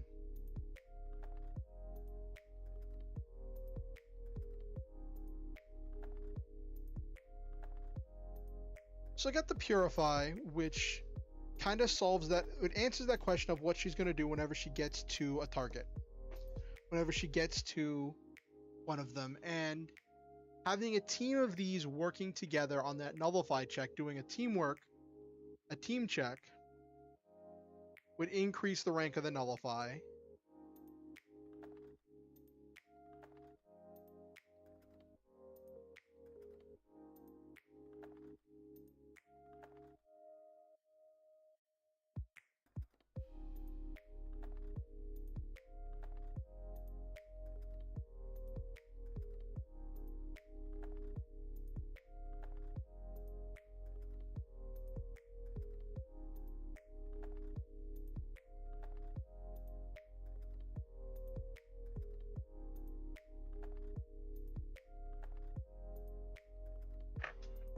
Okay.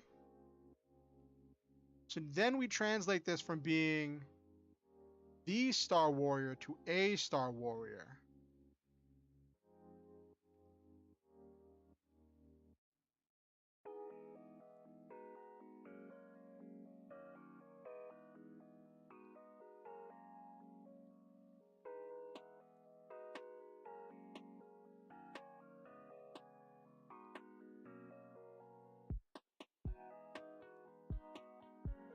Mm-hmm. She is sworn to oppose.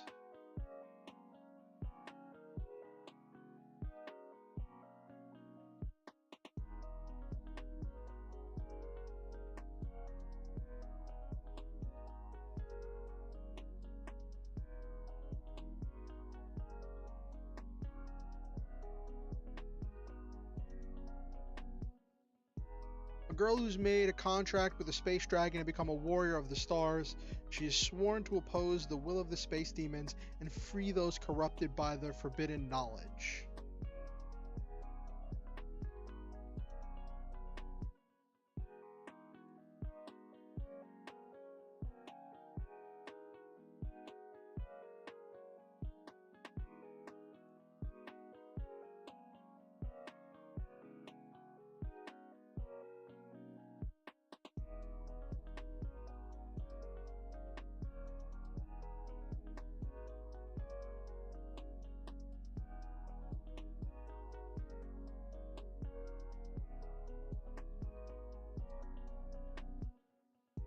Hides her identity.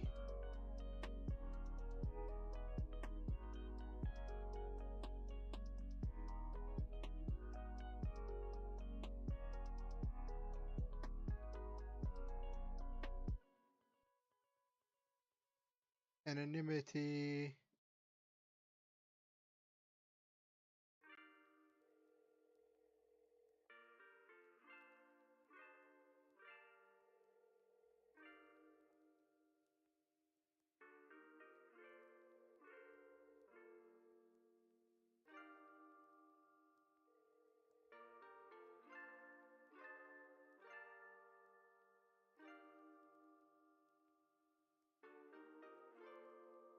So that right there lines up with the thing that there are multiple Star Warriors.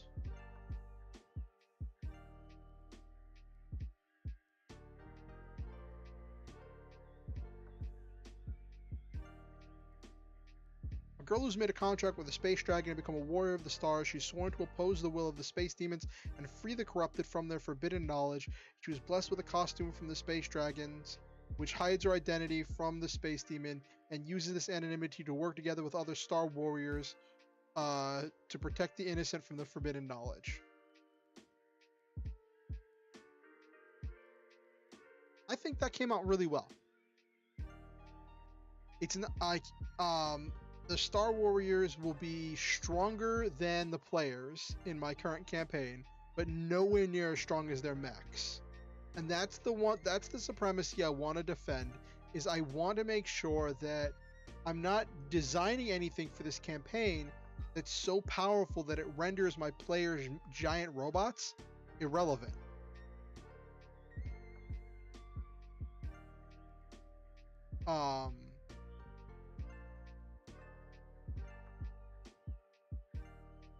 And so that's a thing.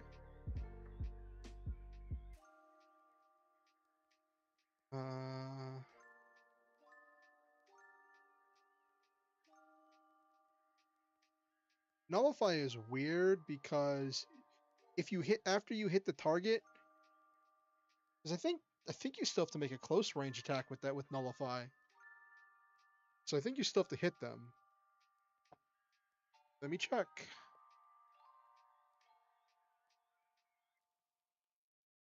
Oh, Nullify's already ranged.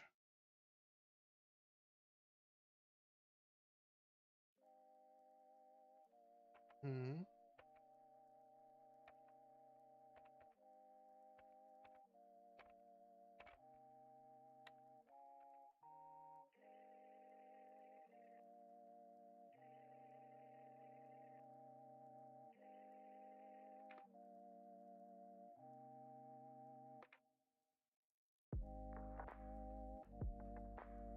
Okay, so Nullify's already ranged.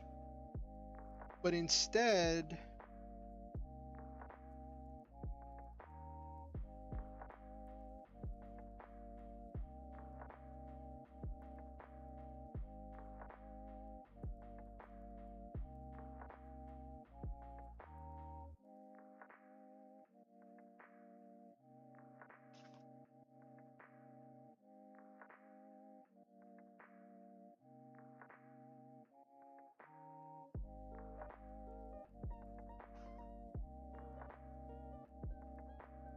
Okay, so why don't we use... Instead of having it be ranged, we'll just make it be simultaneous again.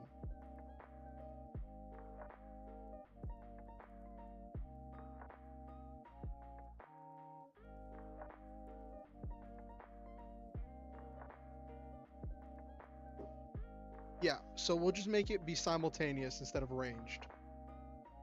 I'm over here putting the wrong modifiers on it.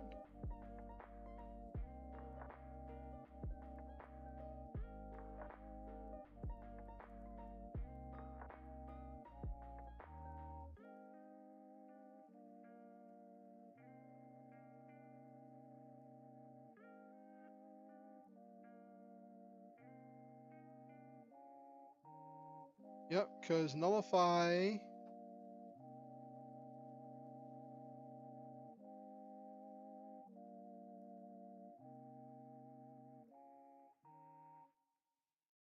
is naturally 1 point per rank. Okay.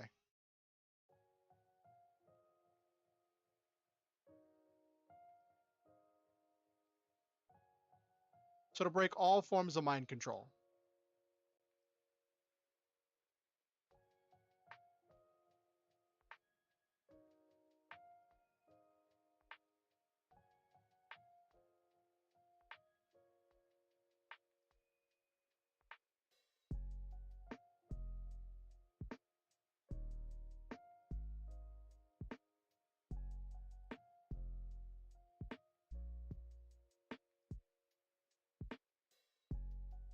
Simultaneous nullify 10.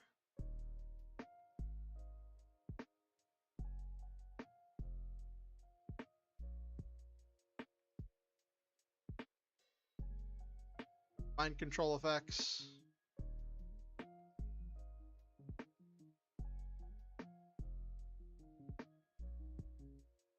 That works.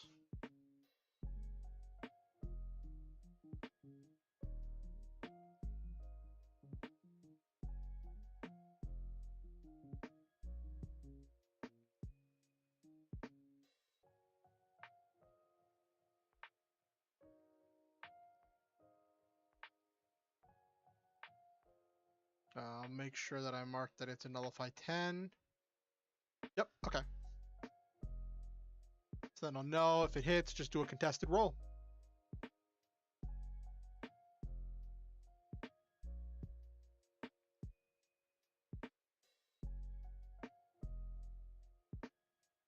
That's actually delicious. I'm not sure. I think mind control might be...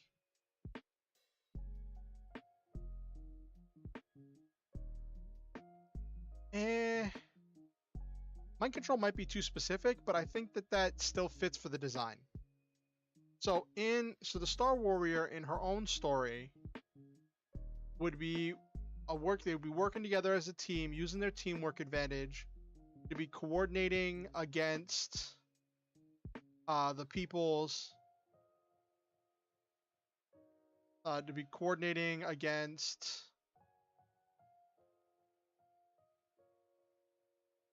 all the villains who are trying to manipulate and hurt people.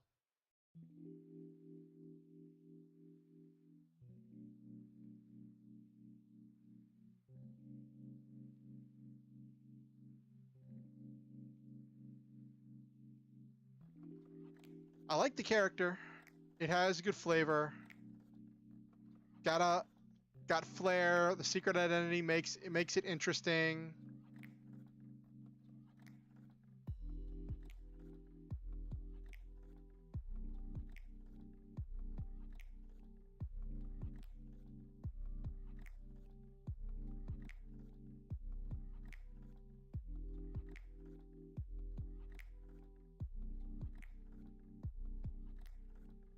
What do you think, chat?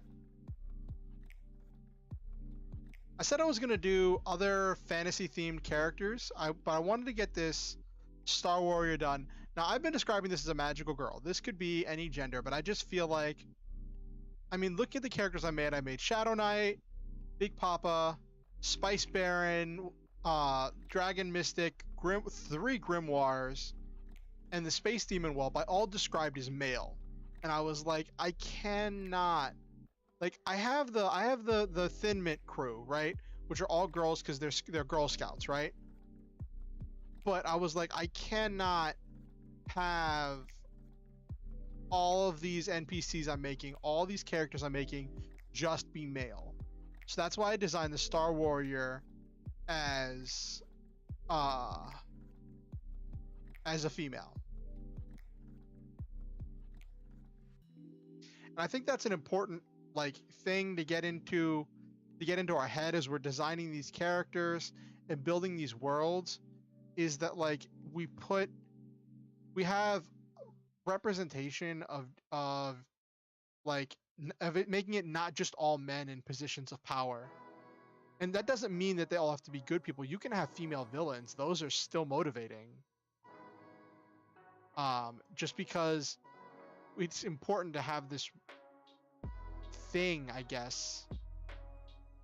Anyway, that came out weird.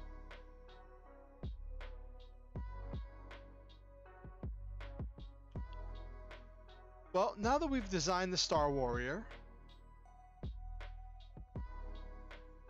we know what the Star Warrior is going to be working against. They're going to be working against the Space Demon Whelp. And also anyone he motivates.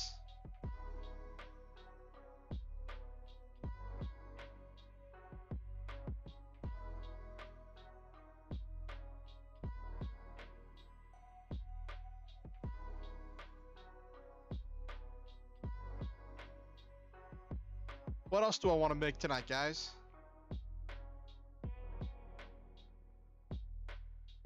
Ooh, I wanted to show you guys this too.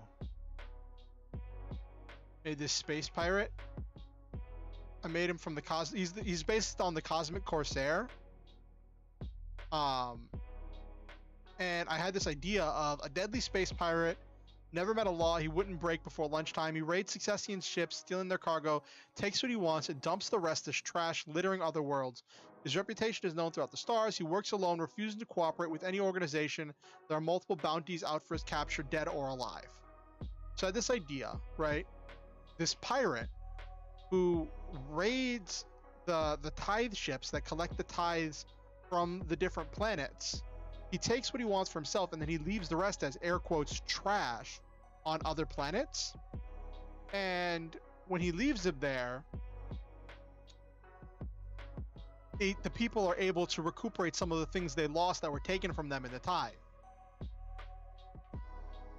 And of course, got his ship, the Corsair. Now his ship is nowhere near as powerful as the other ships that are designed here. It's a PL-10 ship. So his ship solo is not going to be winning any fights. Like, at all. Against anything other than... Like, the only thing is his ship's not a minion. His ship's just a regular vehicle. But, like... Against anything other than the unknown ships, he's not going to be winning. Against the Imperial ships or the bigger ships, he's going to have to run.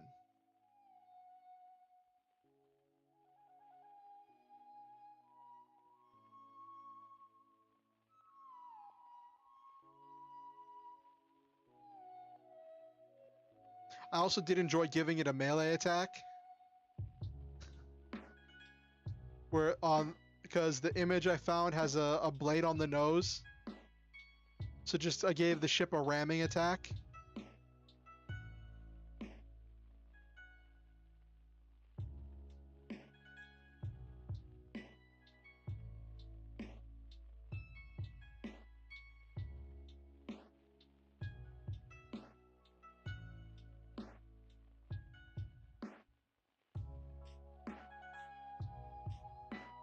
So I thought you'd get a kick out of that. Also, I wanted to show you, since I did this last, I've done some updates to the Thin Mint character, to the Thin Mint ship.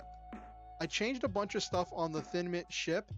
I started with the base of the Explorer ship, but then I shrunk it down, made it smaller, brought it down to PL-10, and then I buffed up some of its defenses, changed out its deflector shield design,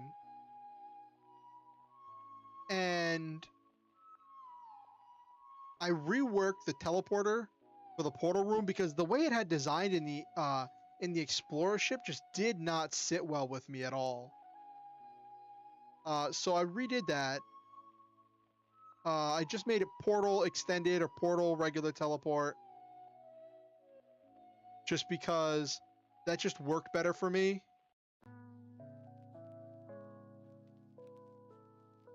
And then I gave it, because I was thinking basing this on the ships from Star Trek. And Star Trek, their ships have this like pinpoint accuracy weapon. So I gave it perception ranged weapons. If it can perceive a target, it can hit the target. Now, it does have a navigation system, but I don't know if I should probably give it like some form of sensors or enhanced senses for the sizes the ship's going to be moving in. You know what I mean? Then again, it's going to use it's going to use ambassadors perception. The perception is 6, so it's not terrible. But yeah, I wanted to show you guys the updates I made to that since last time. Anyway, let's build a knight. I built a mage. I built a magical girl.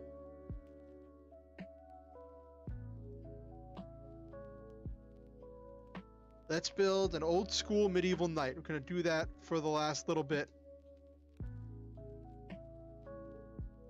So let's see if there's anything here that can work with us from the character designs from the book. There is a weapon master, so let's try that. Let's try the weapon master and see where it lands us. Now the knight, I'm going to be rolling back all the way to I'm gonna be rolling the knight back to PL6, but I'm gonna start building PL10, then I'm gonna roll back.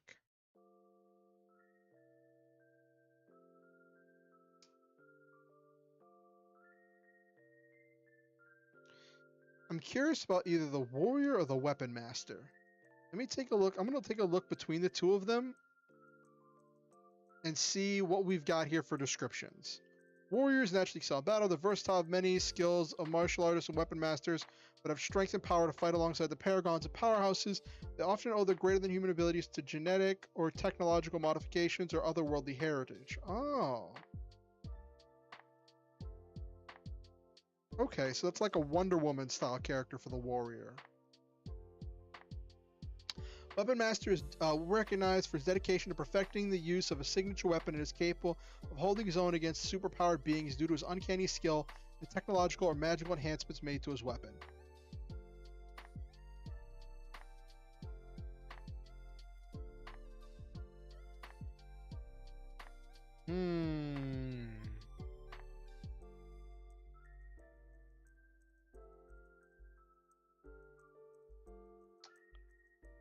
Let's go with Weapon Master and see what it gives us. I have some ideas because I want to use some of the things, like if you go back to the equipment section of the Deluxe Heroes Handbook, right? It has stats. Let me get back there. For full plate armor, which is protection 6. Which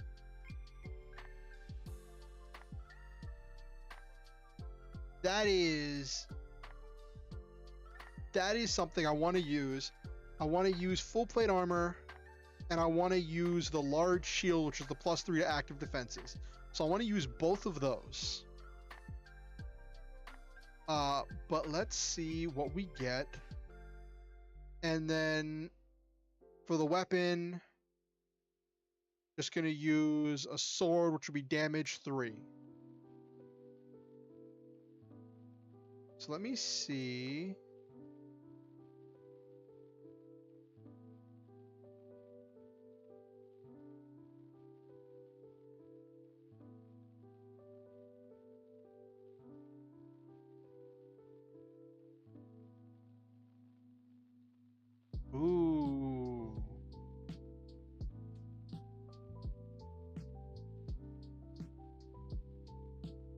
I'm liking what I'm seeing in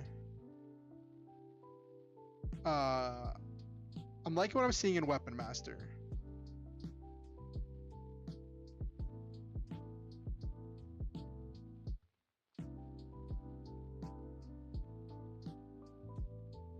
I'm gonna need to make some changes to it though. Definitely gonna need to make some changes to it in order to make it suit what I want. But I'm liking what I'm seeing.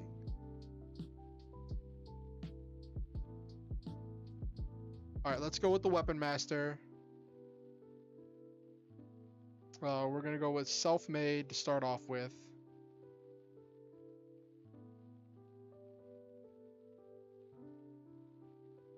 3 strength, 6 agility,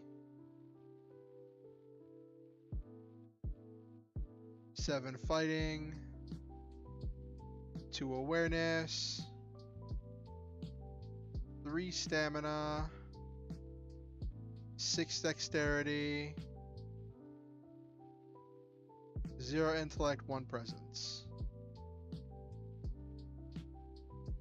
56 power points in ability ranks. That tells you we're going to be using it. We're going to have very limited like options here because there's just a lot of power points spent there. All right, let's get to advantages. Defensive roll 3. Hold up. Let me look at something real quick. That's probably going to be something I'm going to trade out for armor. Oh, this spends a lot on...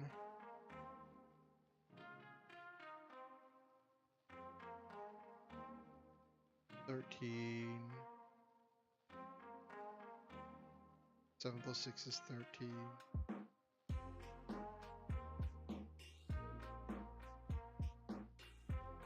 Wow, okay.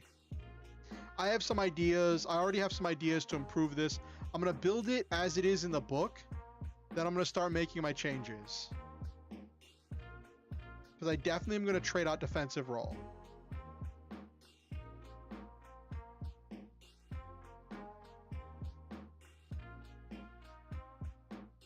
Alright, going to take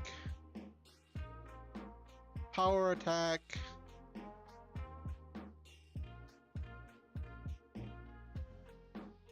All out attack.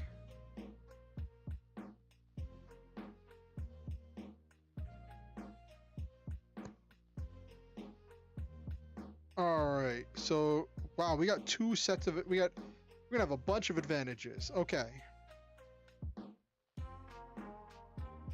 So we've got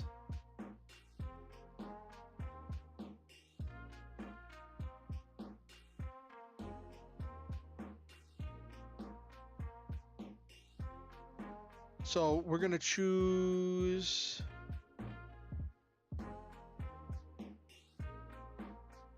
the peak conditioning setup. Well, actually, we're gonna choose assessment.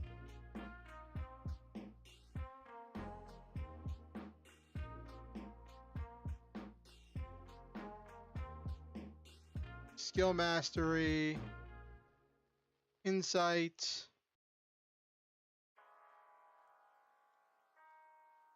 teamwork, always helpful for a knight.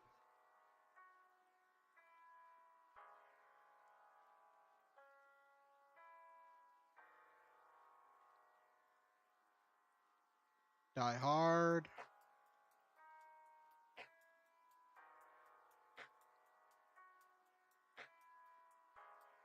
Great endurance.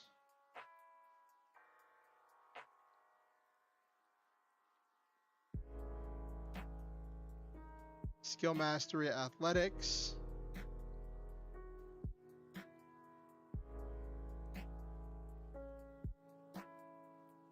Okay.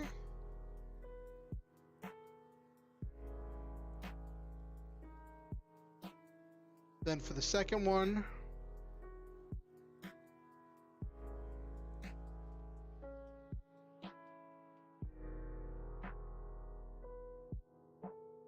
I'm gonna say he's fast.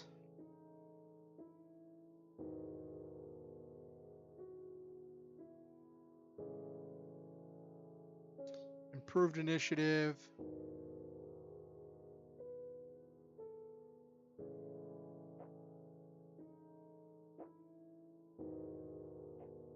Takedown.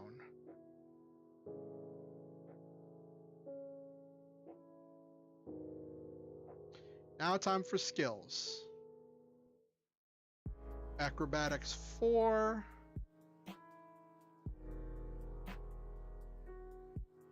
Athletics 4. Expertise. Choose an expertise.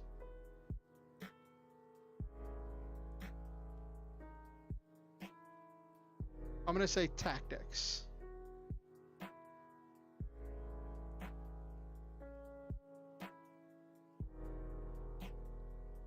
Then choose between set 1 and set 2.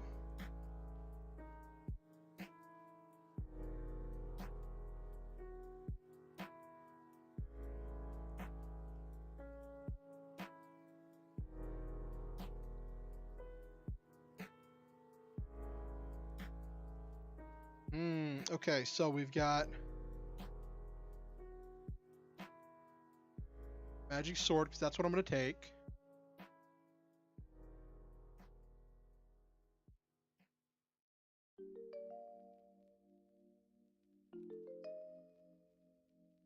Post combat unarmed 4.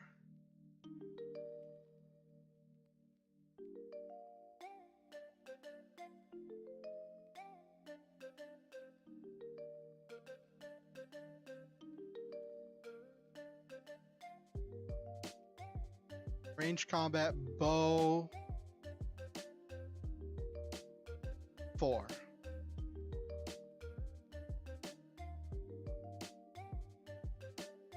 I have a lot of ideas for this character.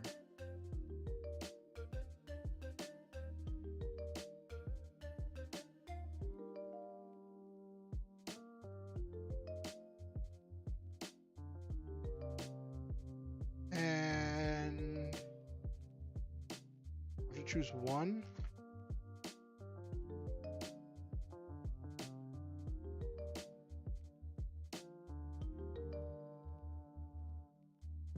So I'll choose time displaced because it's a historic character. So history 6.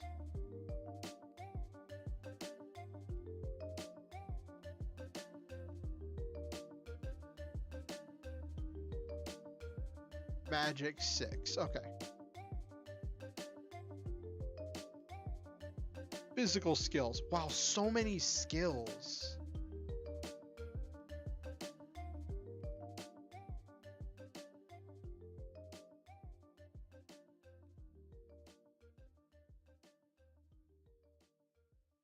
So many skills. For the standard skills, we're going to go with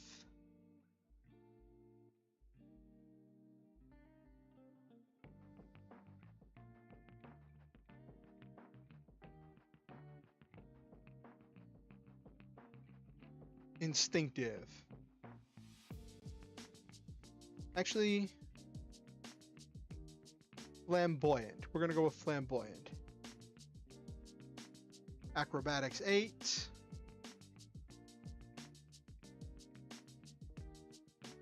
Athletics 4. Sleight of hand 4.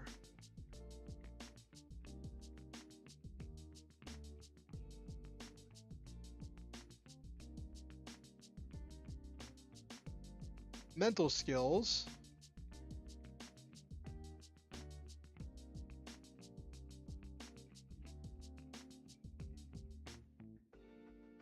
We'll say assertive. So we'll go with insight 8.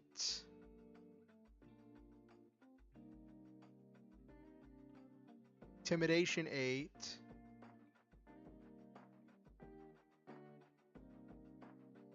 Persuasion 8.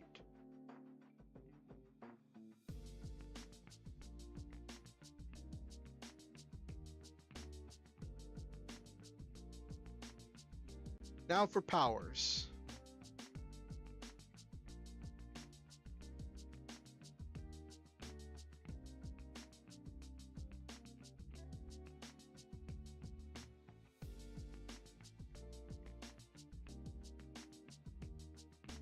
Magic sword.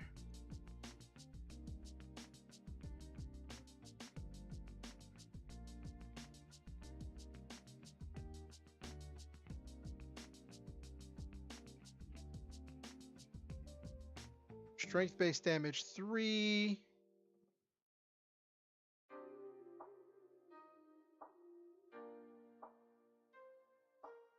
Multi-attack 6. Penetrating 6. Easily removable.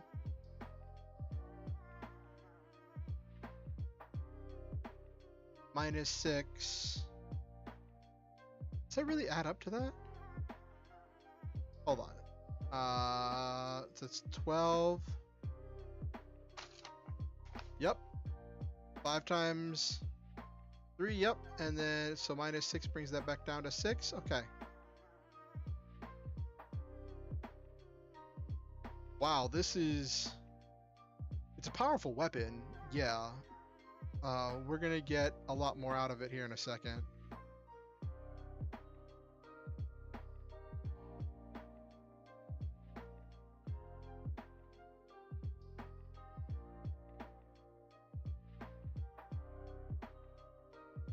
And then utility power.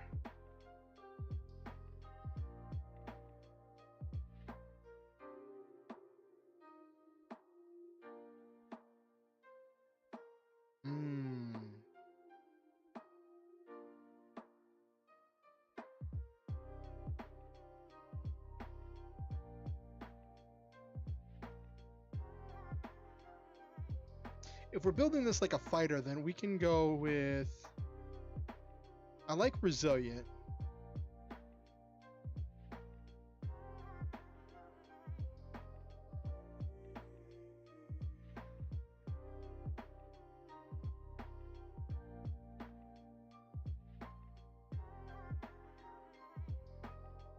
Cold. Drowning.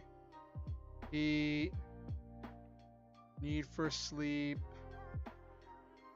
pressure, starvation, and thirst. Okay. Then after that, all that's left is the huge amount getting spent on defenses. Holy cow, this is massive.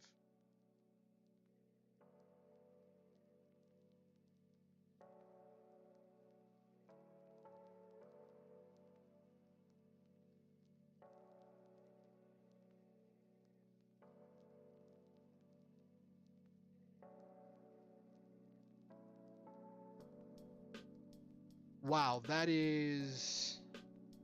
brings it up to 150. All right. Now, let's nerf this thing into the ground. Well, let's look at what we've got here.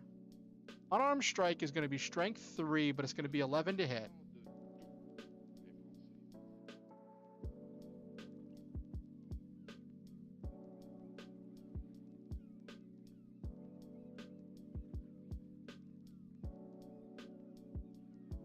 Melee bludgeoning.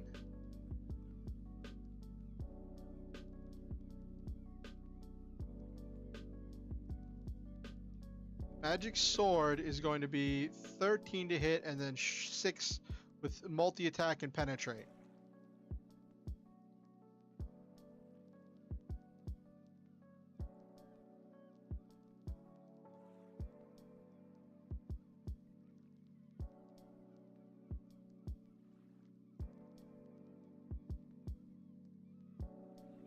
Close magic slashing damage.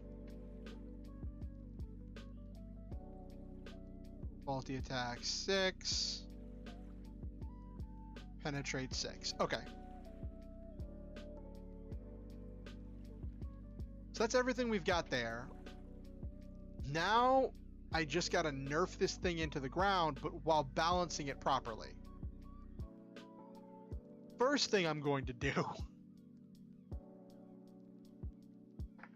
is we're gonna give him a shield, which is just gonna be a regular old shield. I'm gonna build the equipment first. Actually, let's nerf this thing into the ground back down to PL6. So everything goes down by 4.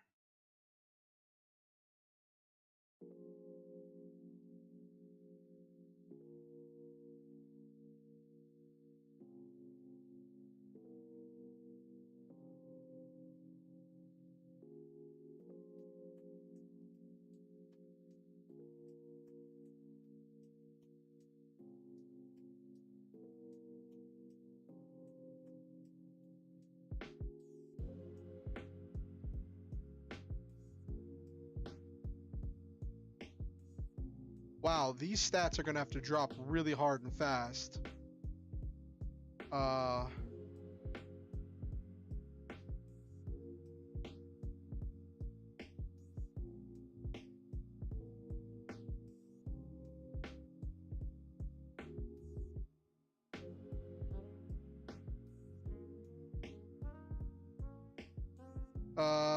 let me do the math here. Hold up.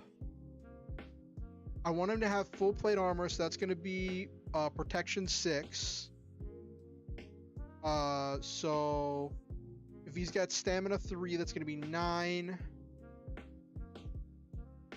So that means dodge and parry need to be 3 each.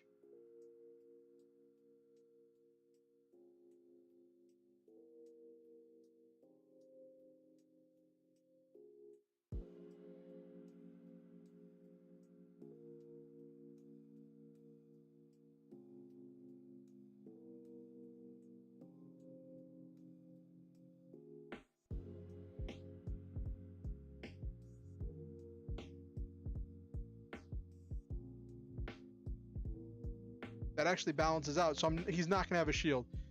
He's going to be just doing sword and bow?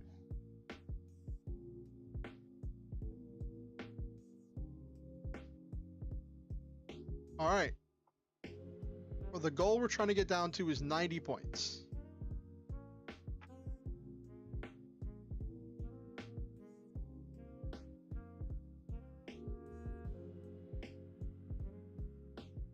Got a lot of skills to nerf.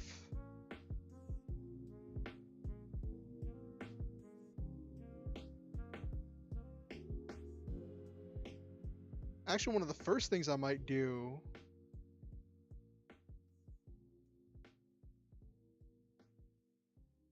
drop that down. There we go. Now we're in good range. A bunch of 3s we can deal with. So he's not going to have a shield. He's going to be he's going to have his sword.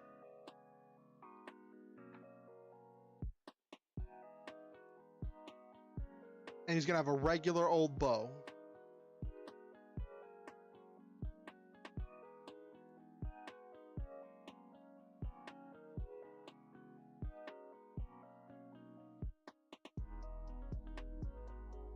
Okay. Unarmed fighting goes down to 7, which is 10. That's fine. Magic sword goes down to 9. 9 plus 6 is 15.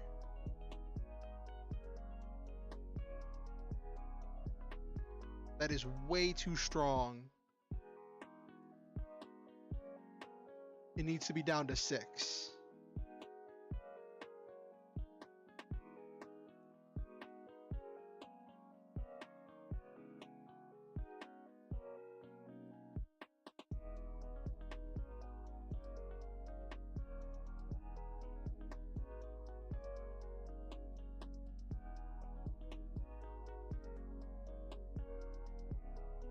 Okay.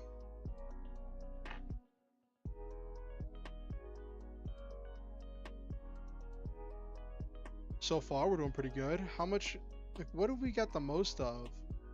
Skills is the biggest investment. That's gonna have to get cut down and trimmed down hard.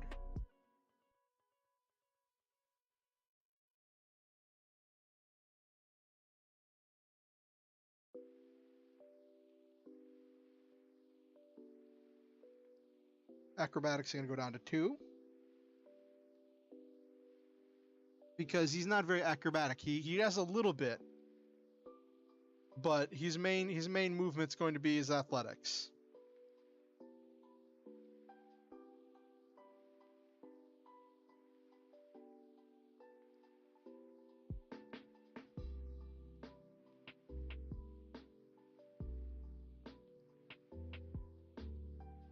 Protection 6.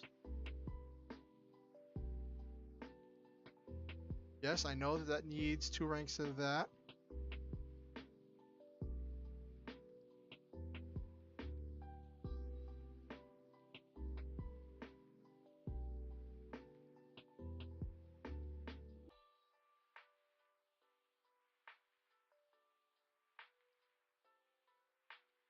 Range damage 5 piercing.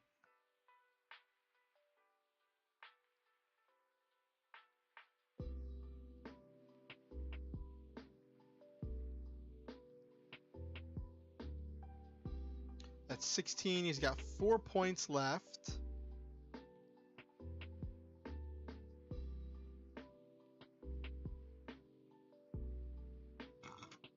He could do a shield, but that would just nerf everything. Well, dropping the fighting, if it's with equipment, it's kind of worth it.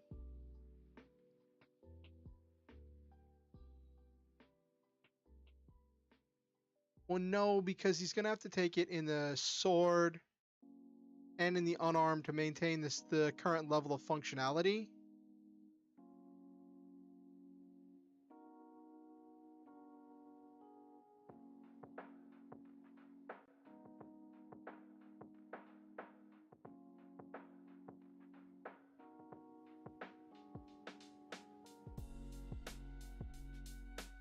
Range, piercing, damage. So he has a range attack.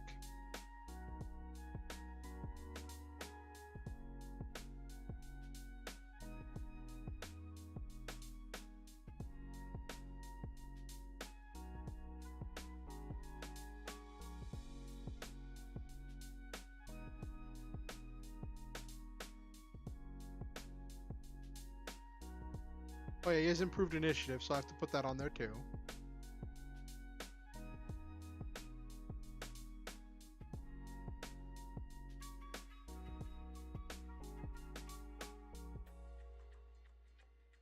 So far the character's starting to come together.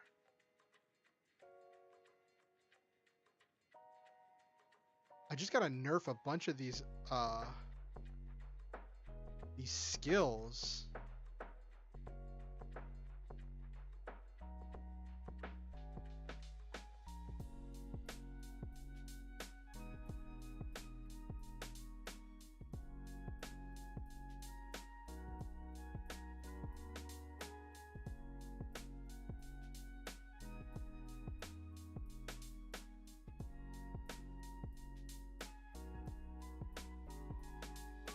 Oh, it's closer.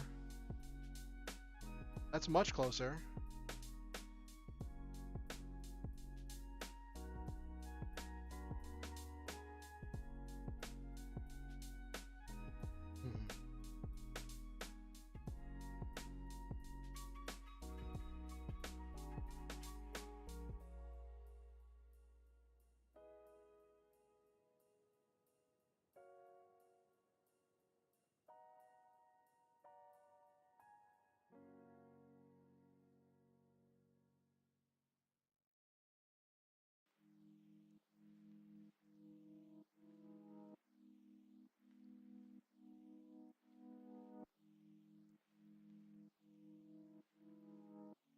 All right, so that goes for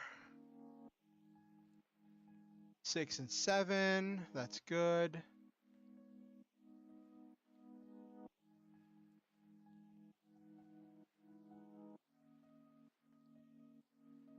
There we go.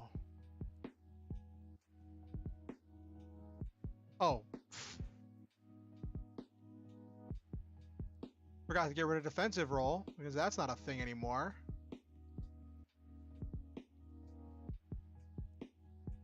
And then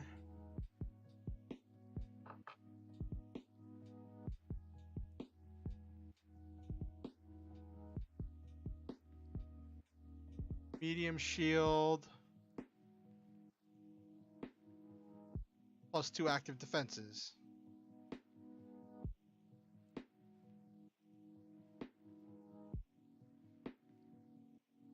That's 4 points of the equipment advantage.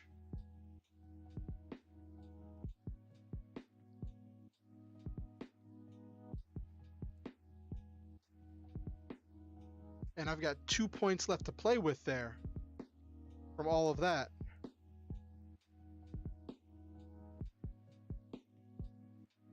This is a pretty capable PL6 character. I think this could rock my players pretty hard, actually.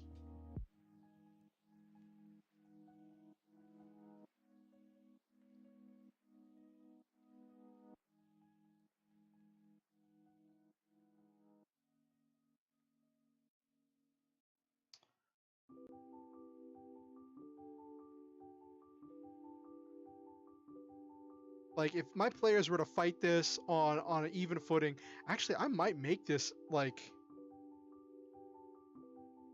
I'll change that descriptor from magic to techno sword.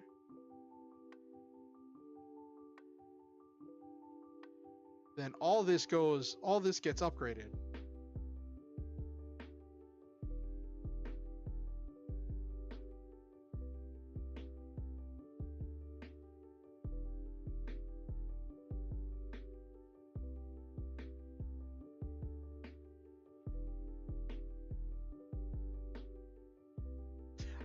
I'll give him dark vision, because that's the thing everybody always says.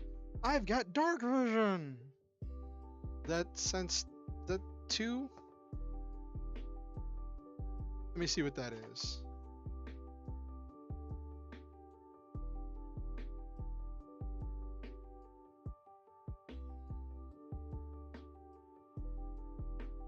Dark vision is 2 ranks, yes.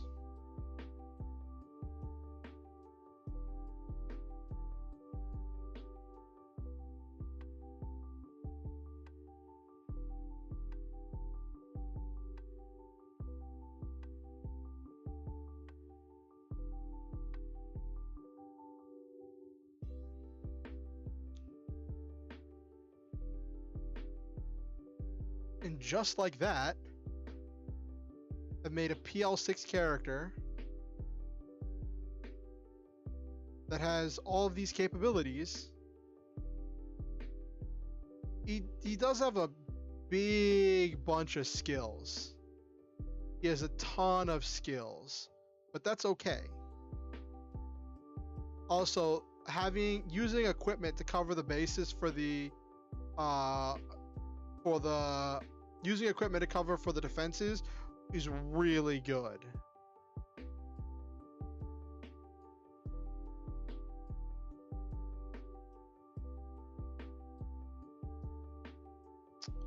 Actually, because he's using weapons,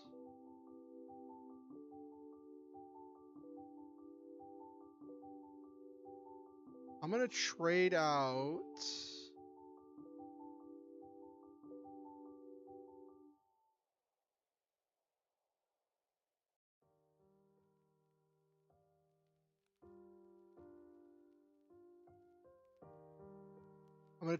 his all-out attack for quick draw, because he does have weapons. That'll let him change weapons as a free action instead of a movement action. Hey, Captain Patriot, welcome back. How was your game?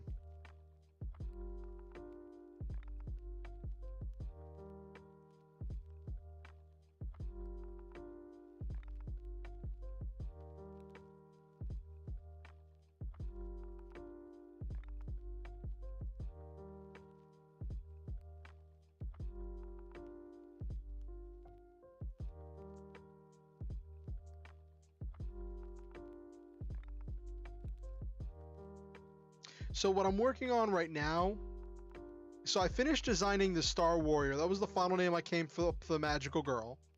Went through the breakdown of her, and I designed the magical girl to fit really well in the setting I'm currently running, right? That was fine.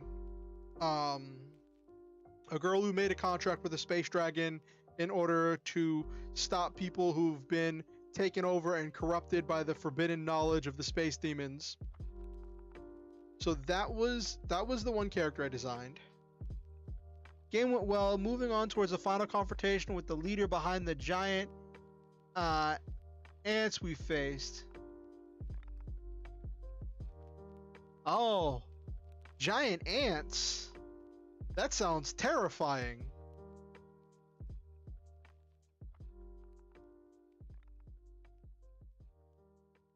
So I wanted to experiment with designing a fantasy character like what you would see in a fantasy game if you were to play D&D with Mutants and Masterminds.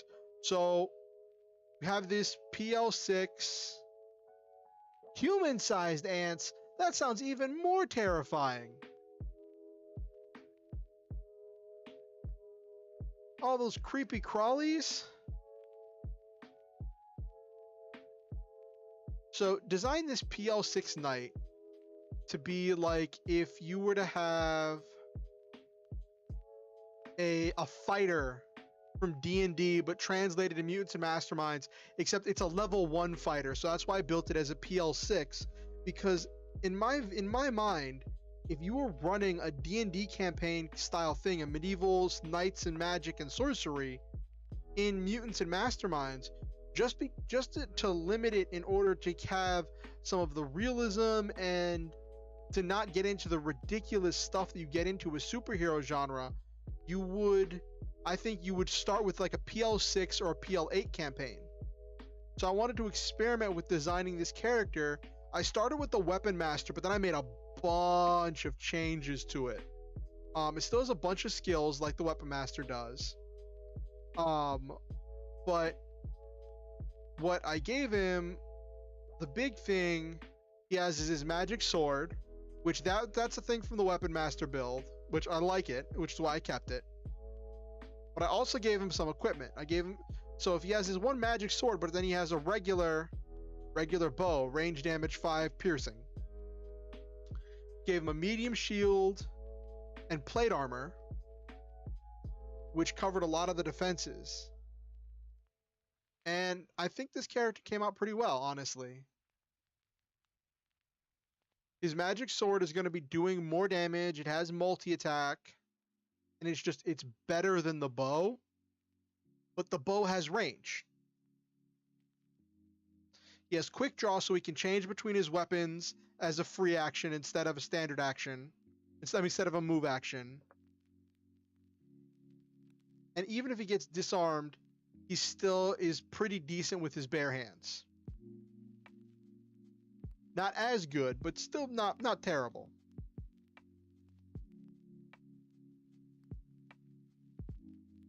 And he has power attack, so if he wants to lean into it, he really can.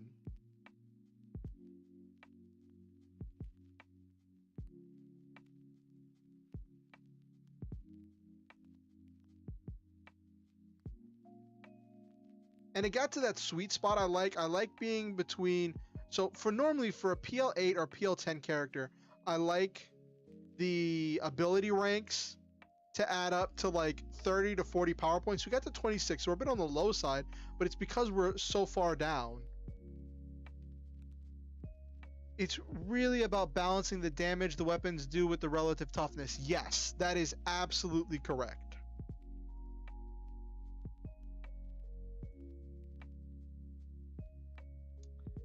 So like for a PL10 character, a 6 damage weapon is not really that special, magical, or exciting. It's not a whole lot to write home about. But for a PL6 character, a 6 damage weapon is pretty strong. The 5 damage bow, that's pretty strong. And of course, I had to give him dark vision because it's just a meme that everybody who builds a D&D character always finds a way to have dark vision to ruin the ambiance their dungeon master throws at them.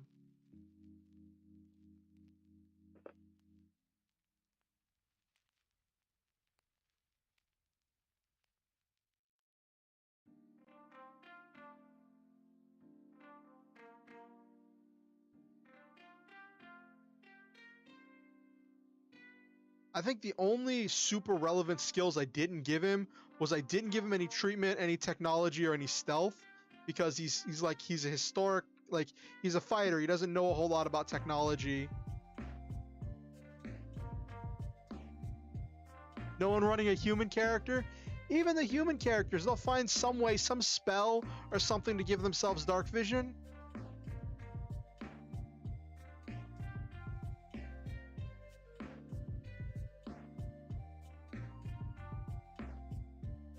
But I mean, you're right. Human characters don't get dark vision, but it's just so much of a meme, I just had to do it.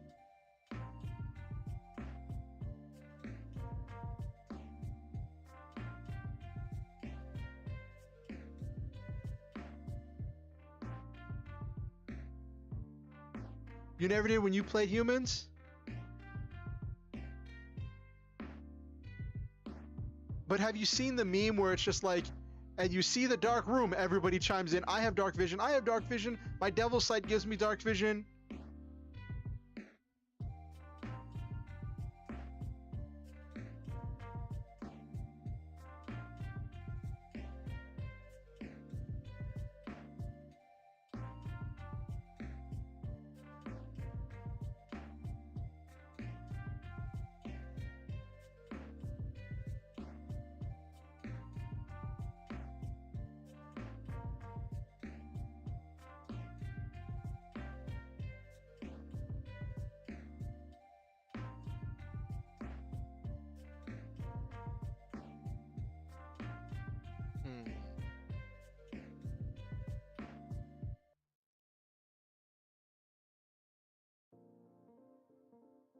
But then wouldn't undead creatures know how to handle that for camouflage? Underdark creatures? That's a good point. That's a really good point. Underdark creatures using camouflage. Because dark vision's normally colorblind, where you just see black and white. So I can see some Underdark creatures having specifically colored things so that way they blend into the background.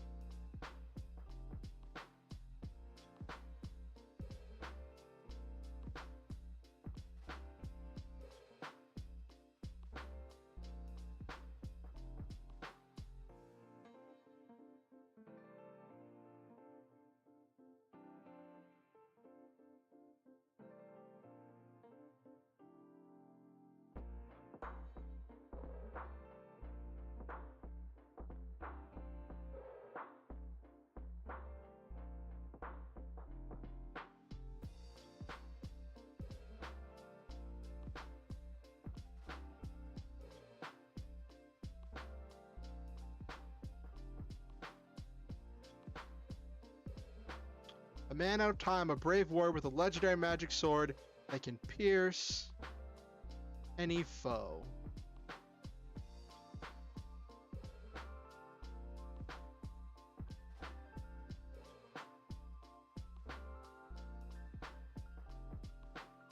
You're right, they never really did keep consistency about that. So, like, there's Mutants and Masterminds and Dungeons and Dragons are different games, like, from a very core philosophy point, because in Dungeons and Dragons, it's hard to break the game, but if you find a way to break the game, you're rewarded for it, right? That is the goal of a lot of power gamers, is to find a way to break the game and to come up with creative and unique ways to break the game apart and to trivialize some of the difficult challenges the game throws at you. And like darkness is one of those things. The challenges that the game throws at people. But Mutants and Masterminds is a game where it's on the opposite end of the spectrum, where it's absolutely laughably easy to break Mutants and Masterminds. Like, it is just laughably easy to design overpowered powers, to stack limitations that are so specific they're not really limitations, or they straddle that line of being limitations that limit you from doing things you weren't going to do anyway, and build this power character that just renders the entire game irrelevant. But you don't get rewarded for doing that because the game master has the freedom to say that's not how that power works, and the game master has the freedom to say no, you can't have that power. And it kind of puts this weight on the game master to say no to the players who want to chase that dream of being all powerful. It's this interesting dynamic that, as someone with an anxiety disorder, Mutants and Masterminds sometimes drives me up the wall because the times that I have to say no to my players. But that's part of the game, and that's part of the challenge.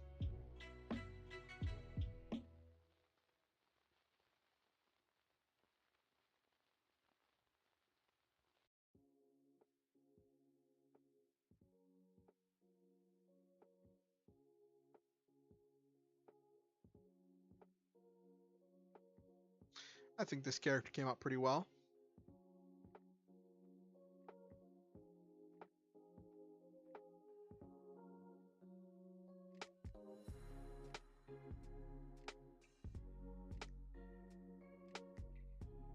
The price you pay for the flexibility the game system provides.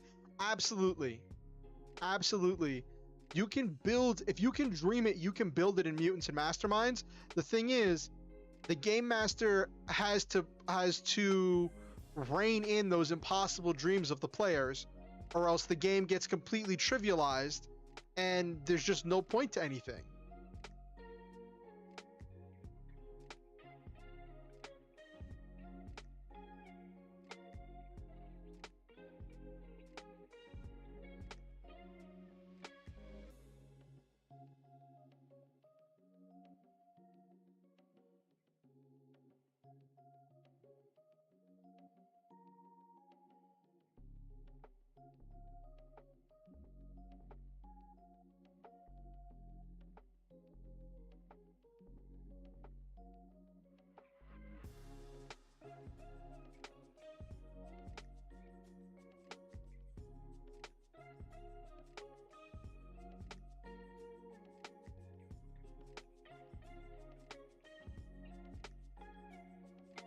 I'm debating if he shouldn't have Takedown 2, because Takedown 2 would let him just keep it would be cleave on steroids, because he could just cleave through all of the minions.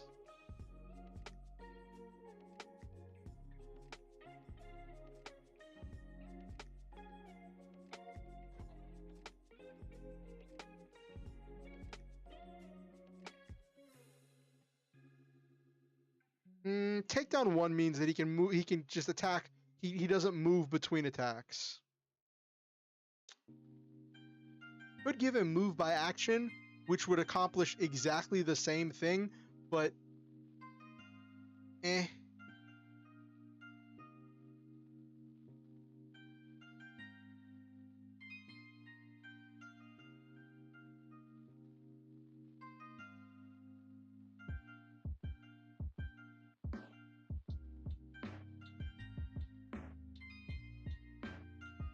Anyway, it's been a fun night. Had a lot of fun building these two characters, the magical girl, the Star Warrior, and the man out of time, the medieval knight. It's been fun sharing these characters with you all, building these designs.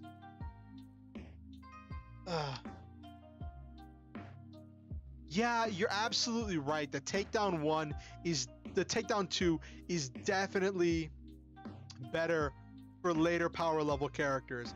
Like, Takedown 2 is just, it's so much better, but it doesn't fit the theme of a PL6 character.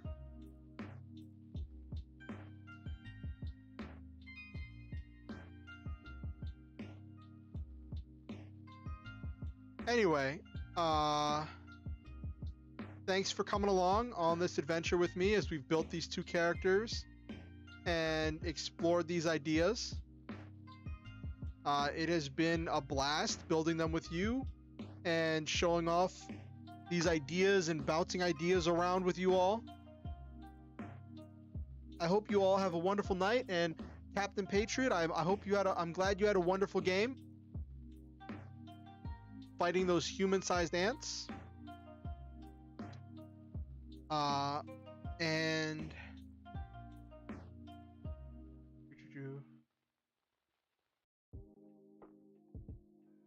definitely thanks for coming along on this adventure with me.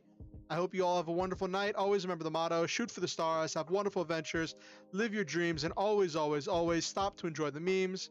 Remember, I love each and every one of you, and you are valuable, precious, and important. Please be sure to like, comment, subscribe, ding the notification bell if you want to get updated whenever I go live or post new content. My next Mutants and Masterminds stream is going to be a week from today. I'm not sure if I'm going to start 7:30 or 8:30. Follow me on Twitter. The link is in the description for Twitter and for Discord if you want to be kept up to date with when I'm going live with things. At some point in the future, I'm going to get my hands on the Hero Labs license so I can actually export characters on Hero Labs, and I'll start making these characters on Hero Labs whenever I make them, and I'll put them up somewhere for people to download at some point. But that's not right now, because that is not a financial possibility for me. Also, if you this isn't a requirement, but if you ever feel motivated to donate to help the channel to improve my life, I do have a link for a donation link and for a Ko-fi link as well. That's in the description. And I just want to say that I appreciate all of you. I know things have been kind of rough where I've just been streaming. I haven't been putting out any actual short form content recently, and I understand that that is a thing some people like better. So I'm trying to work on that, but no promises yet. Anyway, have a good night, and thanks for coming.